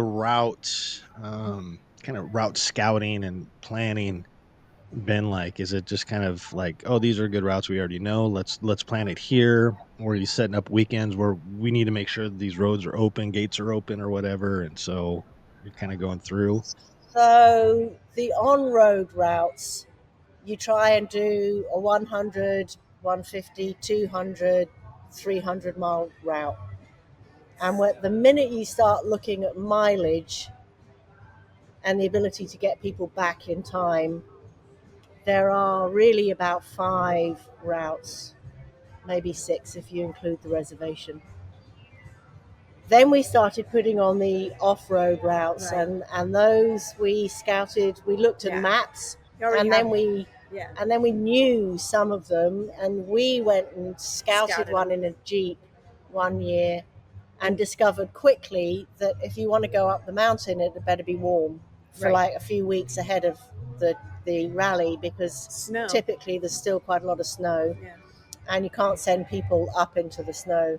So Which there's we've one had route, the Barlow huge Trail. snowfall this year. Huge snowfall this year, so we Yeah. probably won't be able to do the mountain this year either, unless there's like a massive melt in May. And that's, I mean, who knows, that might happen. But Greg and some other folks, they also went out and scouted out a southern route for us. Yeah. And it's got some water crossings. It's got views. There is the paved sections to get to the off-road, but it's beautiful. It's a wonderful route. So we have a couple, and the Oregon BDR, Right. we're right off of it. So you've also got that as an option too. Mm-hmm. Yeah, I know.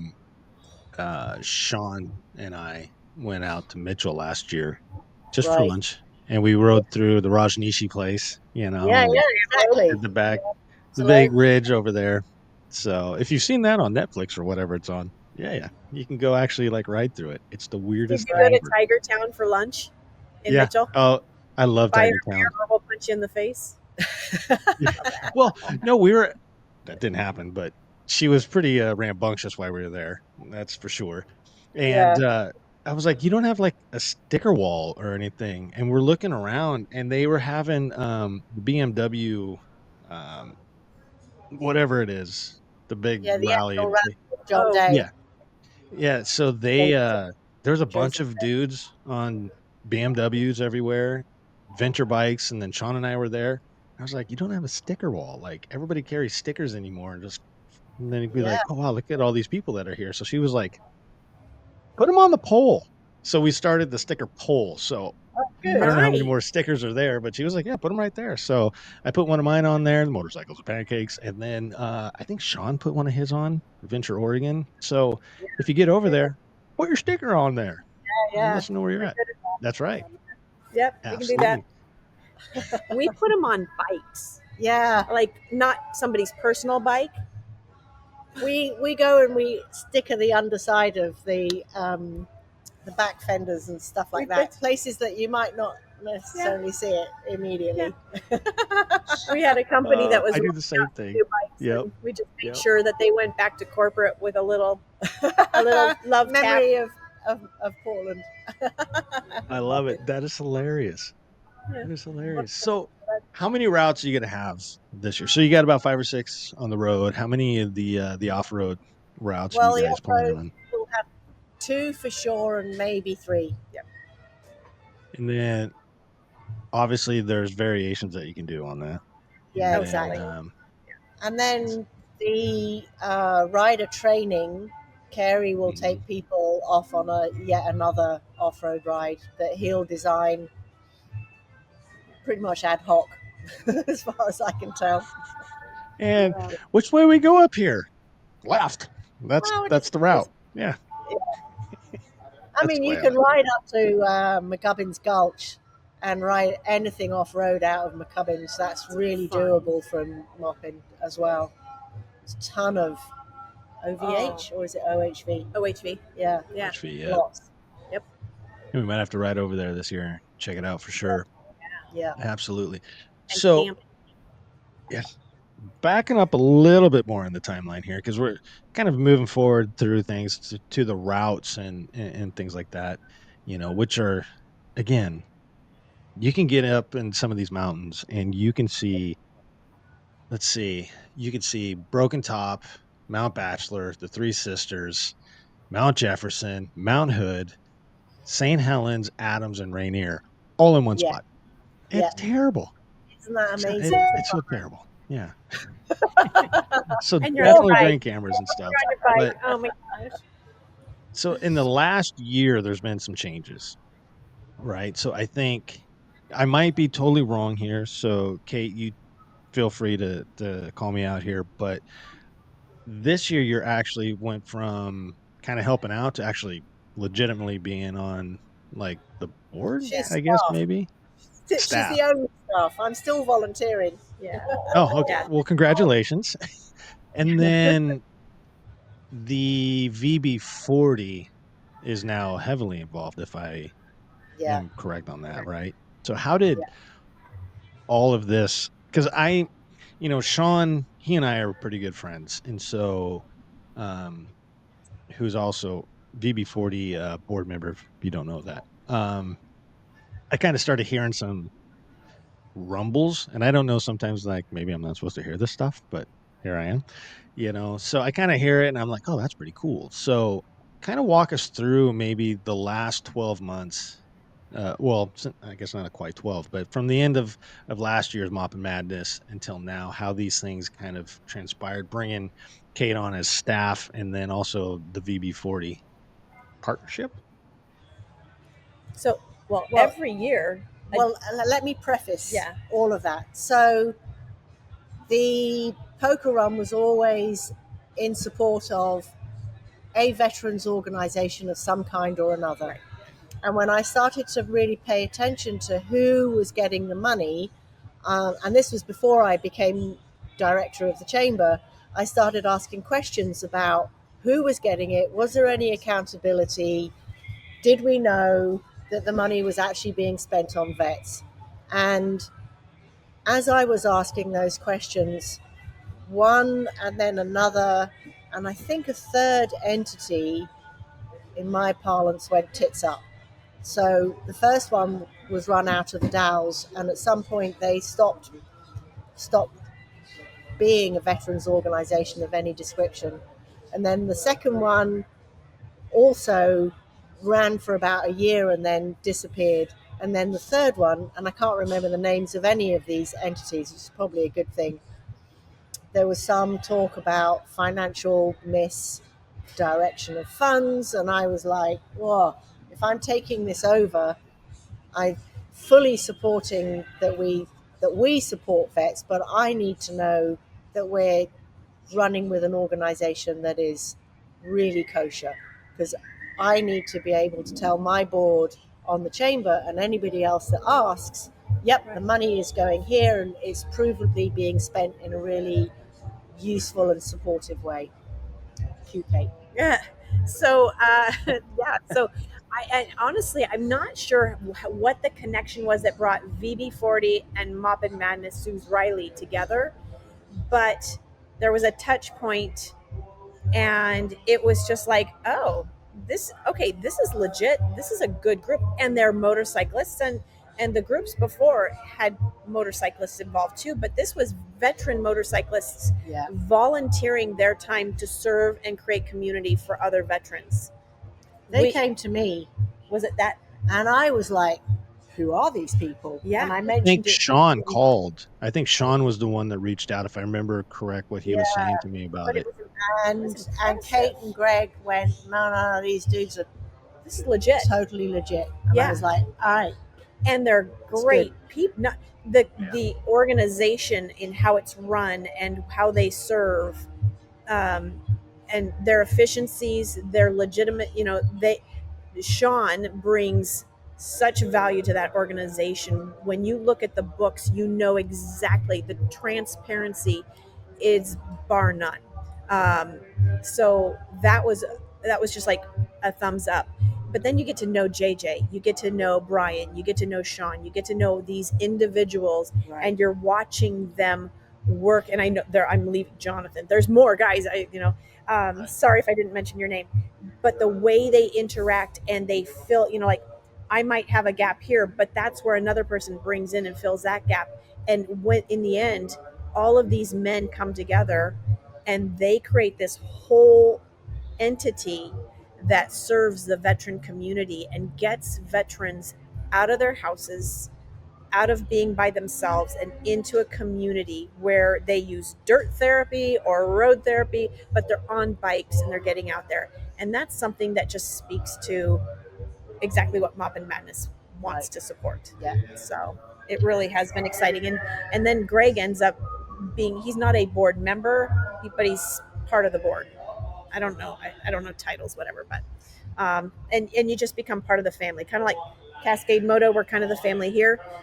Maupin Madness VB40. We're part of the family, and it means we hold each other accountable. It means we serve. We're serving that group. They're serving their group, and Cascade Moto helps serve by doing the training for a deal. We want to get people out to Maupin Madness so that we can raise money for our veterans and these small communities, because you're buying an ice cream, you're buying lunch, you're whatever, as you're doing your rides.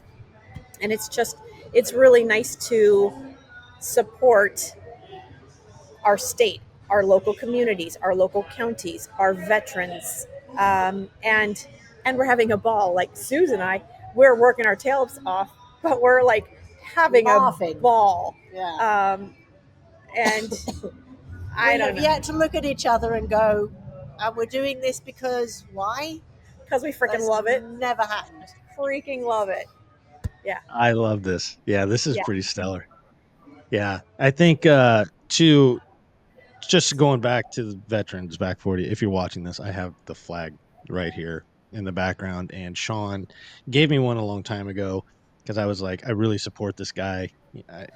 Just not only as a human, as a friend, but this organization. And the more I get to know JJ and Brian and, everybody, right? Everybody that's there, and even Jake Murray, who allegedly we're not allowed to ride together unsupervised. Everybody's like, no, the two of you alone, no. So that's funny. We should make Yeah, that but happen this year. oh, I think absolutely. But I think them as an organization has been pretty cool. And one of the memories that I have, we were actually at another rally that they were at, and I remember I was up on this hill. We weren't too far away from them, but I was kind of floating back and forth. Hey guys, how you doing? And then back up here to these guys. And I remember one night in particular, they they do the bonfire at the night where the community, that veteran community, gets together and some stories are told and stuff. And I've heard the guys say like wives have been like, I've never heard that story before, you know. And I remember I was thinking, I should go down and see what Sean's doing, see what JJ's doing, whatever. And I remember turning around and looking, when you see something and you're just like, oh, that is intense down there. Like something emotional and intense is going on. That's not my place, And that is something that really strikes out to me is why I'm such a big supporter of those guys. It just little squirrel moment for me, but just love it. And the fact that you guys have them brought on and they're doing their part down there is just like, I want to do everything I can, not only to support them, but to support two new friends and you two and supporting you guys and what you're doing. I'm just like, this is freaking awesome. Like there's another rally that I don't even want to go to now because it's your rally. I'm just like, forget about that one. I want to go to this one, So thanks for bringing such a rad thing to us. Well, and it's not so big that anybody gets to be anonymous. Right. It's small enough that we all know exactly who you are and what you ride, and that's really lovely as well. I love all of that. You'll make new friends. Yeah, You'll make new family members exactly. and ride partners. Yeah, For It's sure. pretty cool. So is this year going to be where it was last year? Because I think wasn't last year like two places, or was no, it all in that field? it's only in the field. Yeah. Okay. Originally, it used to be run out of the parking lot at the Imperial Hotel, but the parking lot's not quite big enough to do all the things that we wanted. And so this year, we're expanding the food trucks, and we've got some other vendors coming, and so the whole thing is bigger but more immediate. Which isn't to say that you can't go up to the Oasis cabins where they have a little restaurant, and the Imperial Hotel also has a restaurant. And then when you really want to go bonkers on Saturday night or Friday night, you can go up into town and go to the Rainbow, which is pretty much where we all end up. And some of our local tribes, one of our local tribes comes in and does a salmon bake. They're doing a salmon bake on Thursday. Anybody who buys so the good. 3-day ticket, they get a free salmon bake. And they dig the pit, they take the salmon fillets and weave them onto the sticks and plant them in the ground and surround this entire pit fire with the salmon. And so delicious. It's amazing. And it's a family. You get to know the dad, the son, the niece, the aunt. Yeah. They're all part of it. Yeah. It's really cool. That it was delicious last year. I was like, salmon. Okay. Yeah, exactly. Definitely pretty good. And then fun fact, isn't the Oasis, you can go nice shower there. So after a long hot day of riding, you can swing in there and grab a quick shower. Just bring a towel. Yeah. Hallelujah. When it's hot, you want the shower. Exactly. Oh, well, sticking around with a bunch of guys that have been in gear all the time, you kind of sitting around, you're like, dude, we stink.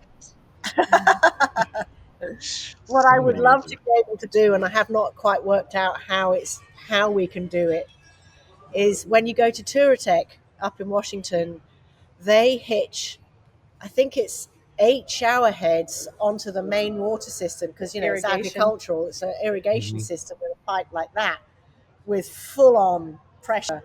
And so there are like 8 showers, cold canvas, no hot water at all. Yeah. It is the most invigorating thing you can do at the end of a day ever. Oh my gosh. It's like the cold plunge, but shower form. Yeah. Oh, it's painful.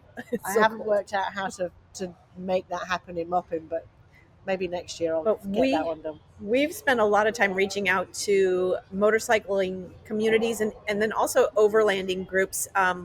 I don't know if you've ever heard of Geyser.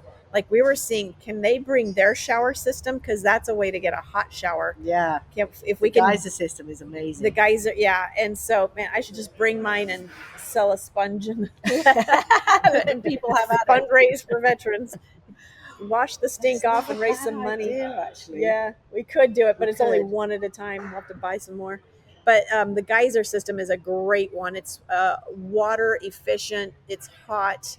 You're like you have a 2-liter container of water, and you can take a shower on half of it. Yeah, you pressurize it yourself, and then it becomes a shower, but it's through a sponge. Yeah. So we've reached out to them. We've reached out to. Should I say who all we've reached out to? Yeah. If you guys are okay with it, we've reached out to Tour Tech. They're on board with supporting us. Hippo Hands, they're on deck with supporting us. Great company. Moscow Moto is undecided, but it'd be great if they would bring one of their pop-ups with all their stuff. Clean Freaks is supporting us, which that's a shower in a pouch. You just wash off. But it's a really cool product, so we're excited to have that available. I'm trying to think of who else. Man, my brain's... We've spent a lot of time reaching out to different groups. We reached out to Atlas Throttle Lock. Haven't heard back from them. But these are all people that we know, have met, and so we're just reaching out to our friends and saying, hey, come support us. Yeah. Maybe make some sales while you're at it. Yeah, you can show up, or you can put something down on the raffle table, or we can demo your product.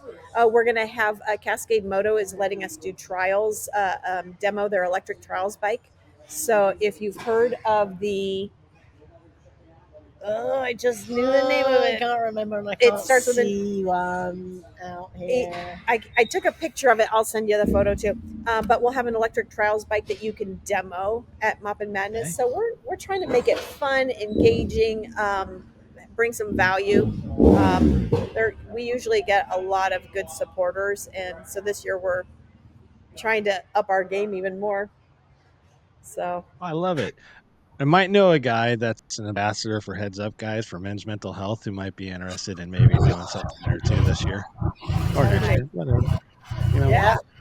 I can talk to him. Hey, you want to do this? Sure, man. Hey, he sounds like he's in.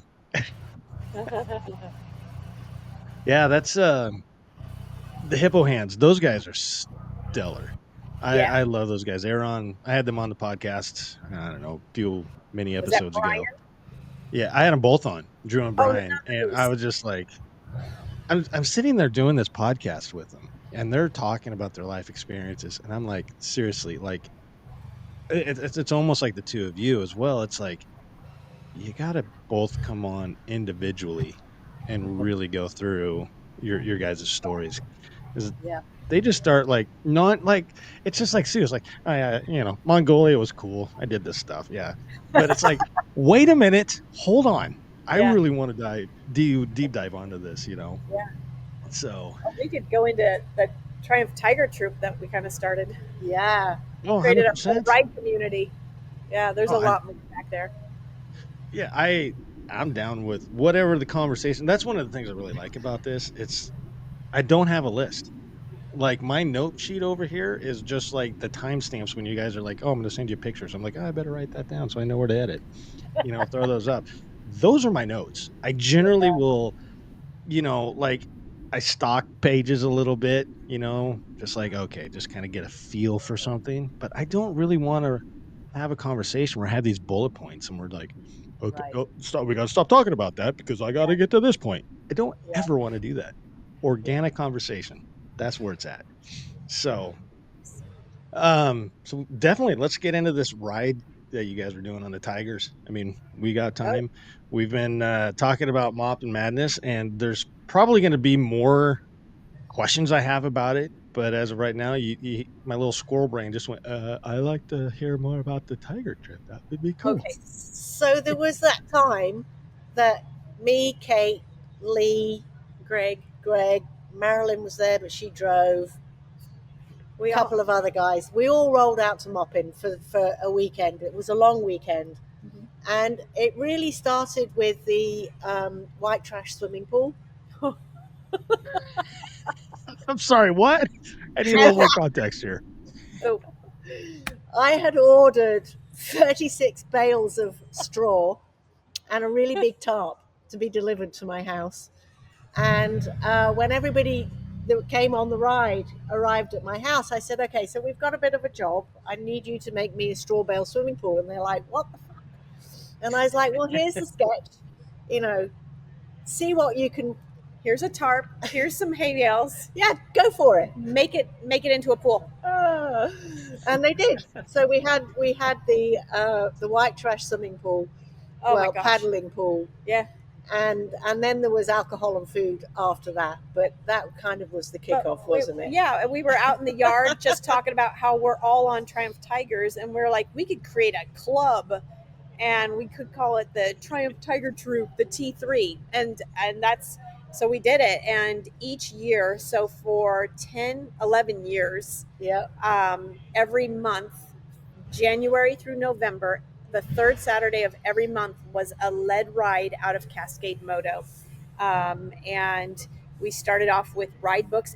They would be launched every December, and they would have the route. You get a visual route map, and then turn by turn on the other page. So we would all show up on Saturday at the Beaverton store location and go through writing as a group, the rules, liability release, and then we would be gone for about 4 to 6 hours every month, all over. We would doesn't matter. We'd go up to Mount St. Helens. We'd go down to uh, everywhere, down to Lincoln City, yeah, down to over the wine Bald country. Mountain, Yeah, everywhere, all sorts of down to places. Philomath, Philomath. Yeah. We were everywhere, and and then we actually created. There was a T3 group, a Triumph Tiger Troop created out of Albuquerque.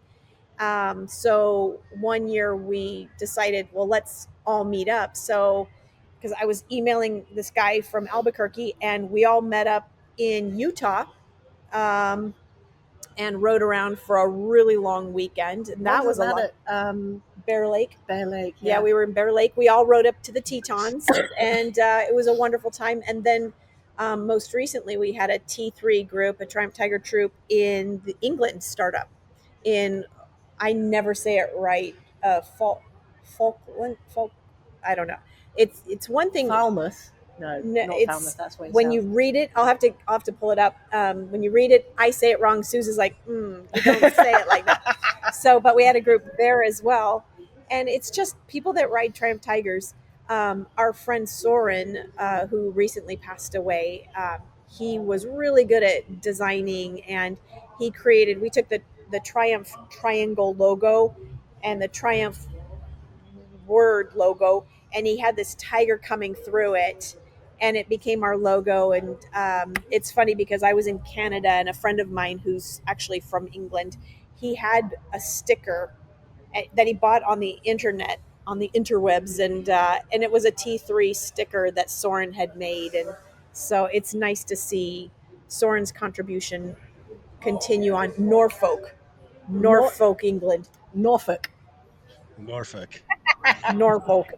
Yeah, Norfolk. Like the F word. Norfolk. Yeah. Yep. No fucks given. I love it. But yeah, we just a year ago, I was trying to expand the ride group, and had about 5 other people that were willing to help out leading rides. It's been 11 years. Every third Saturday, I'm constantly telling my family, we're not available that weekend to do anything. But I got these 5 guys lined up. They're going to help lead rides. And that March, I was off-roading up in Moab and went down, destroyed my shoulder, was out of riding for 7 months. And during that time, the rides, it just wasn't happening consistently, and just needing to recover, needing some time, having a break for the first time in a decade. I just kind of put the brakes on the ride group for a while. I needed a break. So it was a lot. It was a lot of work, but I love it because I loved it a lot. I knew almost everyone out of that Triumph shop. Um, I still have, like, today we show up here to Cascade Moto, and there's a guy, Tony, met him in Bend. I mean, we were riding out in Bend, and they're like, "Hey, T3 Triumph Tiger Troop," so all over. It's pretty cool. I think that's pretty awesome. So Yeah. you still riding the Triumph then, obviously. No, No, Okay. Because oh, I'm listening to your guys' conversation and I'm like, wait, I she has love something different. I love the Triumph. The Triumph Tiger, my bike, I sold it to a girlfriend and she ended up selling it to one of my friends who worked for the fire department. So it went to another friend of mine. I moved to BMW. So I had originally wanted to get a BMW. And when the original shop, not Cascade Moto, when they said, no, you can't test ride one, that's when I went and bought the Triumph Tiger. Well, our friends purchased not only the Triumph dealership, but the BMW dealership in Tigard. And it was a whole new environment. And one of the guys said, hey, listen, we've got this lowered 1250, GS 1250. Just sit on it. It's not for sale, but you can take it for a ride if you want. didn't I ride with you on So that one? Suze and I went for a ride. We went through West Lynn and Hildendale and all over the place, and then came back, and I looked at him and said, listen, if that bike ever was for sale, I'd buy it. And They basically put your name on it they immediately. did, and it was happenstance. Like, the guy, they had to sign off on the original owner. He was out of the country for like 6 months, and it was within a week or two of the bike being repoed back to BMW to be auctioned off. And it was June 4th, and I remember it because this was my oldest daughter's 21st birthday, and Suze and Lance and myself and Lance's wife, we were all heading down to Salem to celebrate my daughter's 21st birthday. And we're driving down the freeway, and he goes, Kate, the bike is yours. The guy came in and signed on it, and I bought Just it. in time. I sold my Triumph to a girlfriend, and I bought that one. So I'm on a 1250. Well, but then we did also have street triples, both of us. Oh. We had street triples, in fact. Love that bike. The Triumph Street Triple RS, the 765. So there's the Freaking awesome. When we were in Borrego. Yeah, I'm looking for the. Oh, our where's the album band? cover? Yeah, the album okay, cover. so when we go out, you're always trying to get that record album cover photo. And we happen to be in Borrego, down where all the artwork. Have you been to Borrego Springs in California? No. Okay. So Probably so not. so there's all these.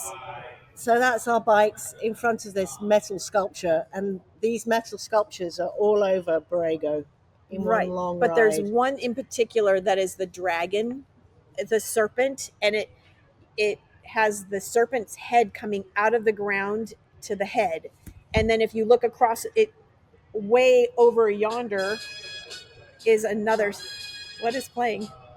You've Do I got hear music? something going. Oh, Your I'm playing slideshow's music going. apparently. Sorry about that. I was like, music. This is awesome. I'm looking for but the it. serpent comes in and out. It goes underneath the actual Okay, here you road. go. There's the serpent's head. You can Oh, see. wow.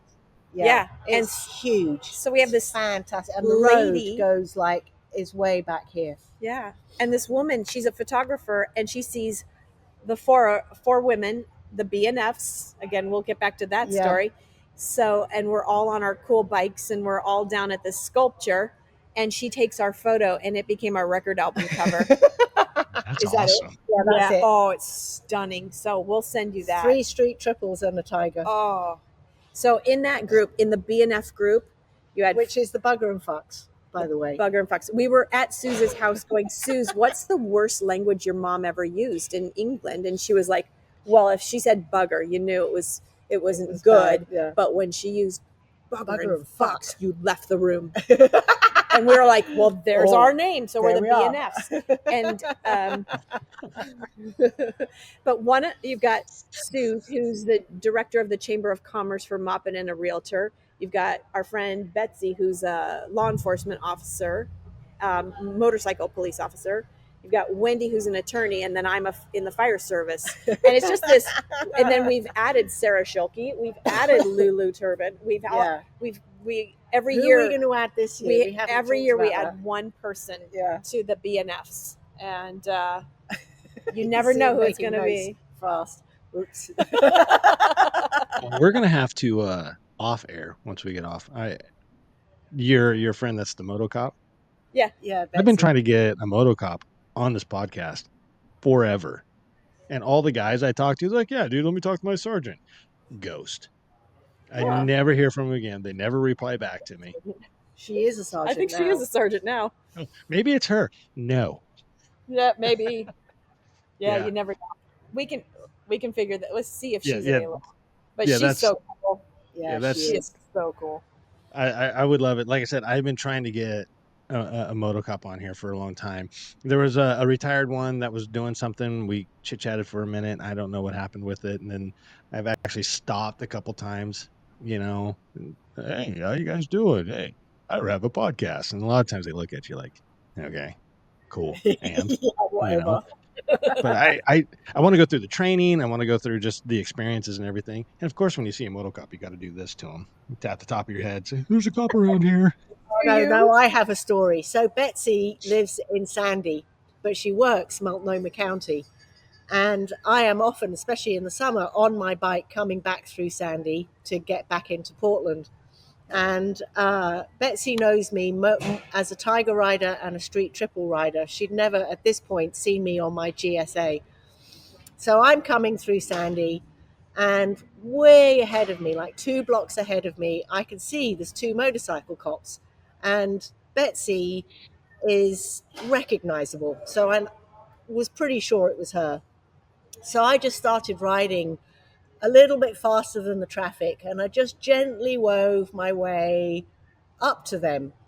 And Betsy is looking in a mirror, and then she's having a chat with her partner, Tim, and they're really confining their body language, but you can see that they're going, hey, there's someone on a bike.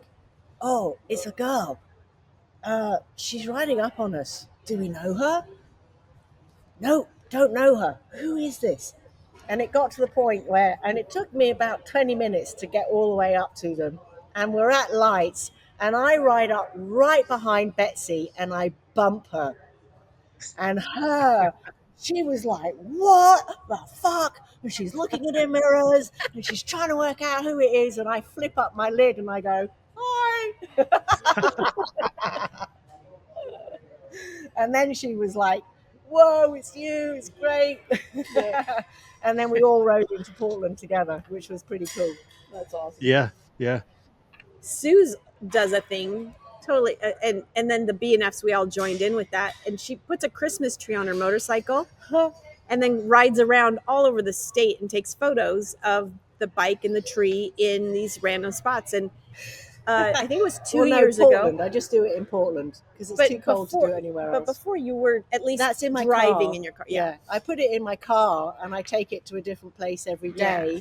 And the 12 days of Christmas is this poor tree that gets more and more bedraggled, gets hauled out of my car and photographed somewhere, and then put back in the car. Yeah, but we all got Christmas trees and we put them on our bikes, and then we rode around Portland and ended up at an adult living community and got to see some parents. So you should show him. I've got that photo too. Here's just the bikes, kind of by the lobby, the front entry. It's kind of hard to see, but they're all lit up. In fact, here is the rider with her mom and dad. Trying to get the glare off. But there's proud mom and dad, the trees behind her. Yeah. And that's Sarah. Yep. But we just have adventures. I mean, that's what life's all about. It's an adventure. So 100%. Do it together. Yep. Just write that timestamp down. So the Christmas tree one, the first one I did with it on my bike, I rode around my block probably 100 times as my friend tried to catch me on it. But it kind of looked like that. Oh my gosh, yeah. And it So got to the good. point where mums were bringing their kids out of their houses. There's this girl, she's driving around with a Christmas tree on the back of her bike. She's going to come around again. Oh my gosh, that is awesome. Yeah, that's a I'm ton gonna of have to. fun. And that was a real tree. After that, when we did multiple girls on bikes, we had fake trees because they were smaller and much more manageable. Easier to hook onto the back of the bike. Yeah. Yeah, don't worry I about zip breaking tied limos most off. of it onto my bike. So funny. It was great. That is freaking rad. So, Suze, you're riding Triumphs, and now you have a BMW. How did Yeah. that come about? So I had a boyfriend who lost his job. He was riding. He was riding his Tenere by then. And when he lost his job, I said, "Whoa, opportunity!" Because at that point, I wasn't working either. And I said, "Let's go to Moab. Let's just chuck all of our camping gear on our bikes and go." And his initial reaction was, "Are you fucking mad? I need to go and get another job." And I went, "Not for 2 weeks, you don't." And he thought about it and agreed. So we rode to Moab, and about 2/3 of the way there, I looked at my front forks at a gas stop and noticed that one of them was leaking. So we detoured up to Salt Lake City and went to the Triumph store there, and they did a good job of fixing them, put me back on the road. So we went on into Moab, where I promptly crashed my bike 3 or 4 times, broke my clutch lever 3 or 4 times, was having them shipped in from everywhere because nobody breaks their clutch levers that often. And then finally, I dropped the bike in Chicken Corners so hard that I really damaged the front fork tubes. So there was oil everywhere. So I said, all right, I'm just going to ride back up to Salt Lake City and get this properly replaced, which I did. And they took one look at it all and said, well, your bike's on a 3-week layover because the tubes are coming in from England and they're all on back order. And my reaction was, well, I'll just go across to the BMW shop and I'll have a little chat with Thor. It was pretty lovely. And I walked in and I said to Thor, if I gave you my social security number so you could check out my credit, could I take a GSA out for a test ride?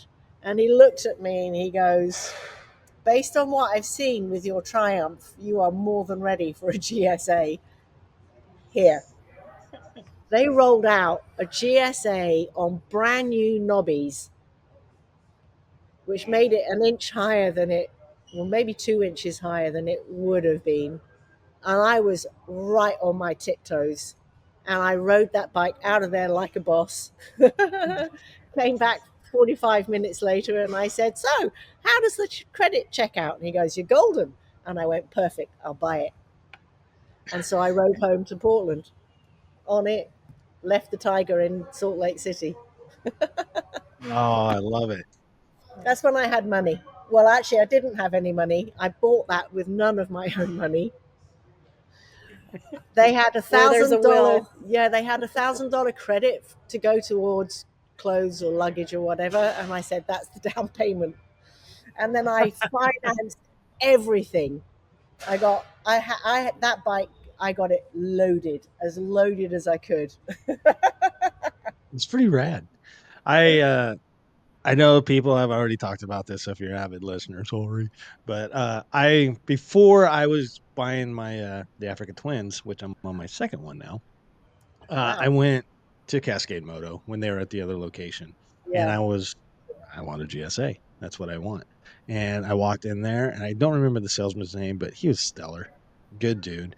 And we were just kind of talking about stuff. I was there for a minute, just chit chatting, and we were kind of talking about the different models and stuff. And he was really educating me well on all things GSA related. It reminds me a lot of hanging out with Sean. He tells you everything that the bike can do that your bike can't, right? So I'm in there and he's like, let's go in the back here. I got something to show you. Okay, so we go through the back doors, we open it up, and there was a brand new one, GSA, and it was a 1200 at the time. And since then they've had the 1250, now the 1300, but it was the R1200 GSA, and this bike was perfect. It had like really customs polished heads on it and stuff, and I was just like, I want that one. Absolutely, like I want that one now. And so I just looked at him and I said, okay, I'm gonna take off. Email me. Here's my email. Out the door price. Like out the door price. What is it gonna be?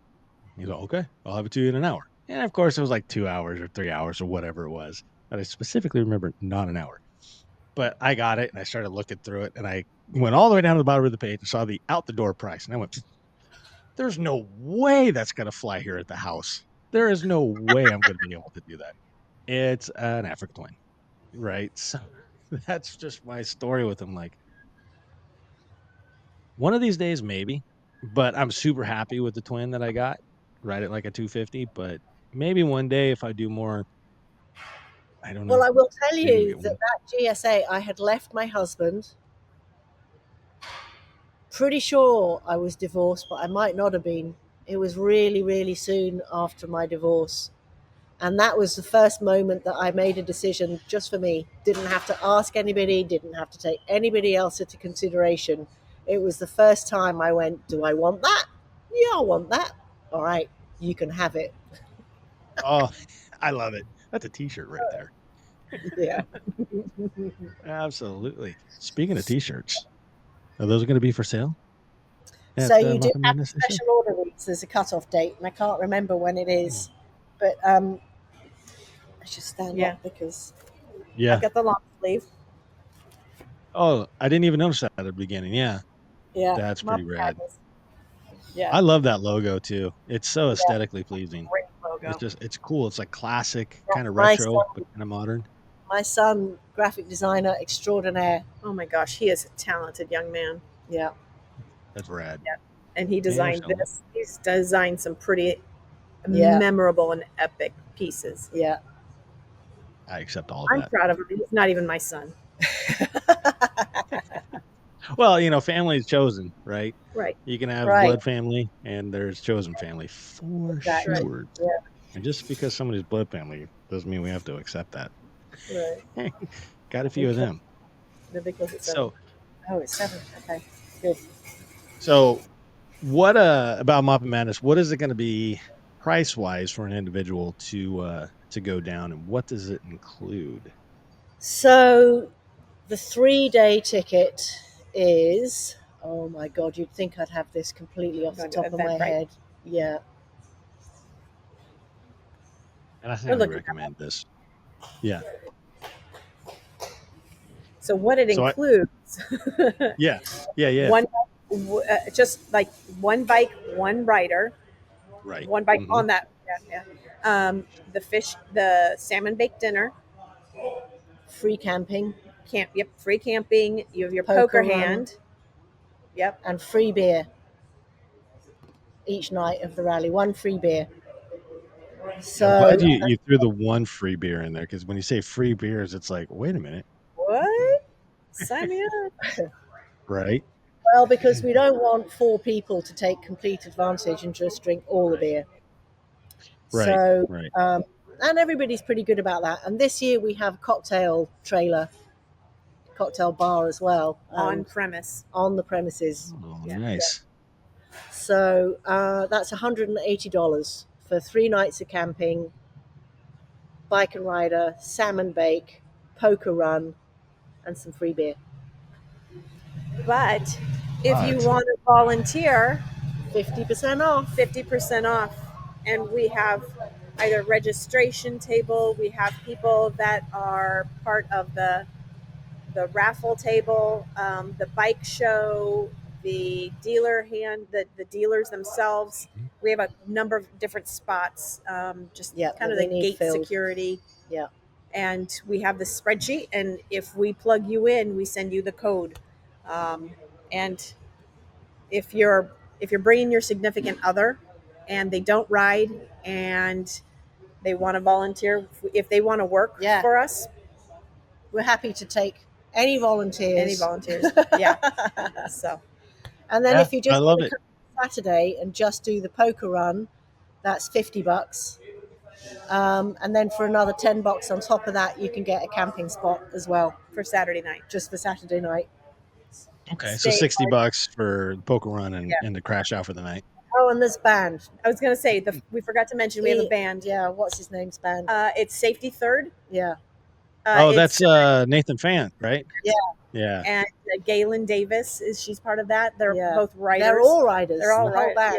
Yeah. It's great. In fact, super happy about that. When he was starting that, he asked me if I wanted to be a part of it, and I went over there and jammed with him, and I was like, but I'm like a rock metal drummer, and it was fun. It just wasn't my jam, and we were both like, let's go, I'm gonna do this, whatever, right? Yeah. So that was kind of cool. It was fun though. Well, maybe some jamming on Friday night because I have not got a band, but the local band that I wanted, the Smock Dogs, are not available. They're getting old and they've already got a gig on Saturday. Yeah. They're not prepared to play Friday. Nights. I wanted VB4. I mean, we don't have the ability to have an outdoor theater, but I think it'd be cool to see the Tuck ride the Tuck video that VB40. Well, we do. We've got an inflatable screen. We could do it. It just doesn't get dark. True. It'd be late. It would be late. It's quiet time is at 10. 10 You're o'clock right. showing. Well, that's a perfect quiet time because it's not any louder than talking. That's true, actually. Oh, we could think about that, actually. Yeah. All right. Let's put that one on. Easter eggs. You can video. What else should we do? Yeah, well, you can do something like you can even market that like I don't know, like bring your pillow or something like a nighttime. Come get ready. Like I don't know. That's You're reminding me of something my daughter used to. They would have a drive-in theater at the school, and all the kids would bring a box to sit in, and they would decorate it, like paint it to look like a car. And all the children sit in their boxes eating popcorn, watching a movie at the drive-in, sitting in a box. Kids, we could have that's really we could funny. just have everybody bring their bike up and sit on their bike like a drive-in. That's not a bad idea. That'd be kind of cool.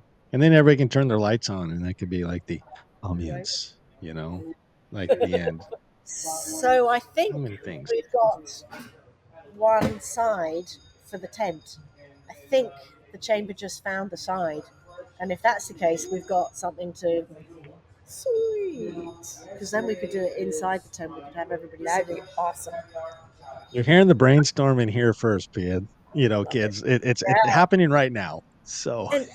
So every time Susan, I'll go over to her house and Susan and I will just be sitting there going, yeah, we need to just chat about this. And next thing, 4 hours later, we are collaborating. We are each on our computers and we're like, what do you think? Absolutely. Book it. It's booked. What else?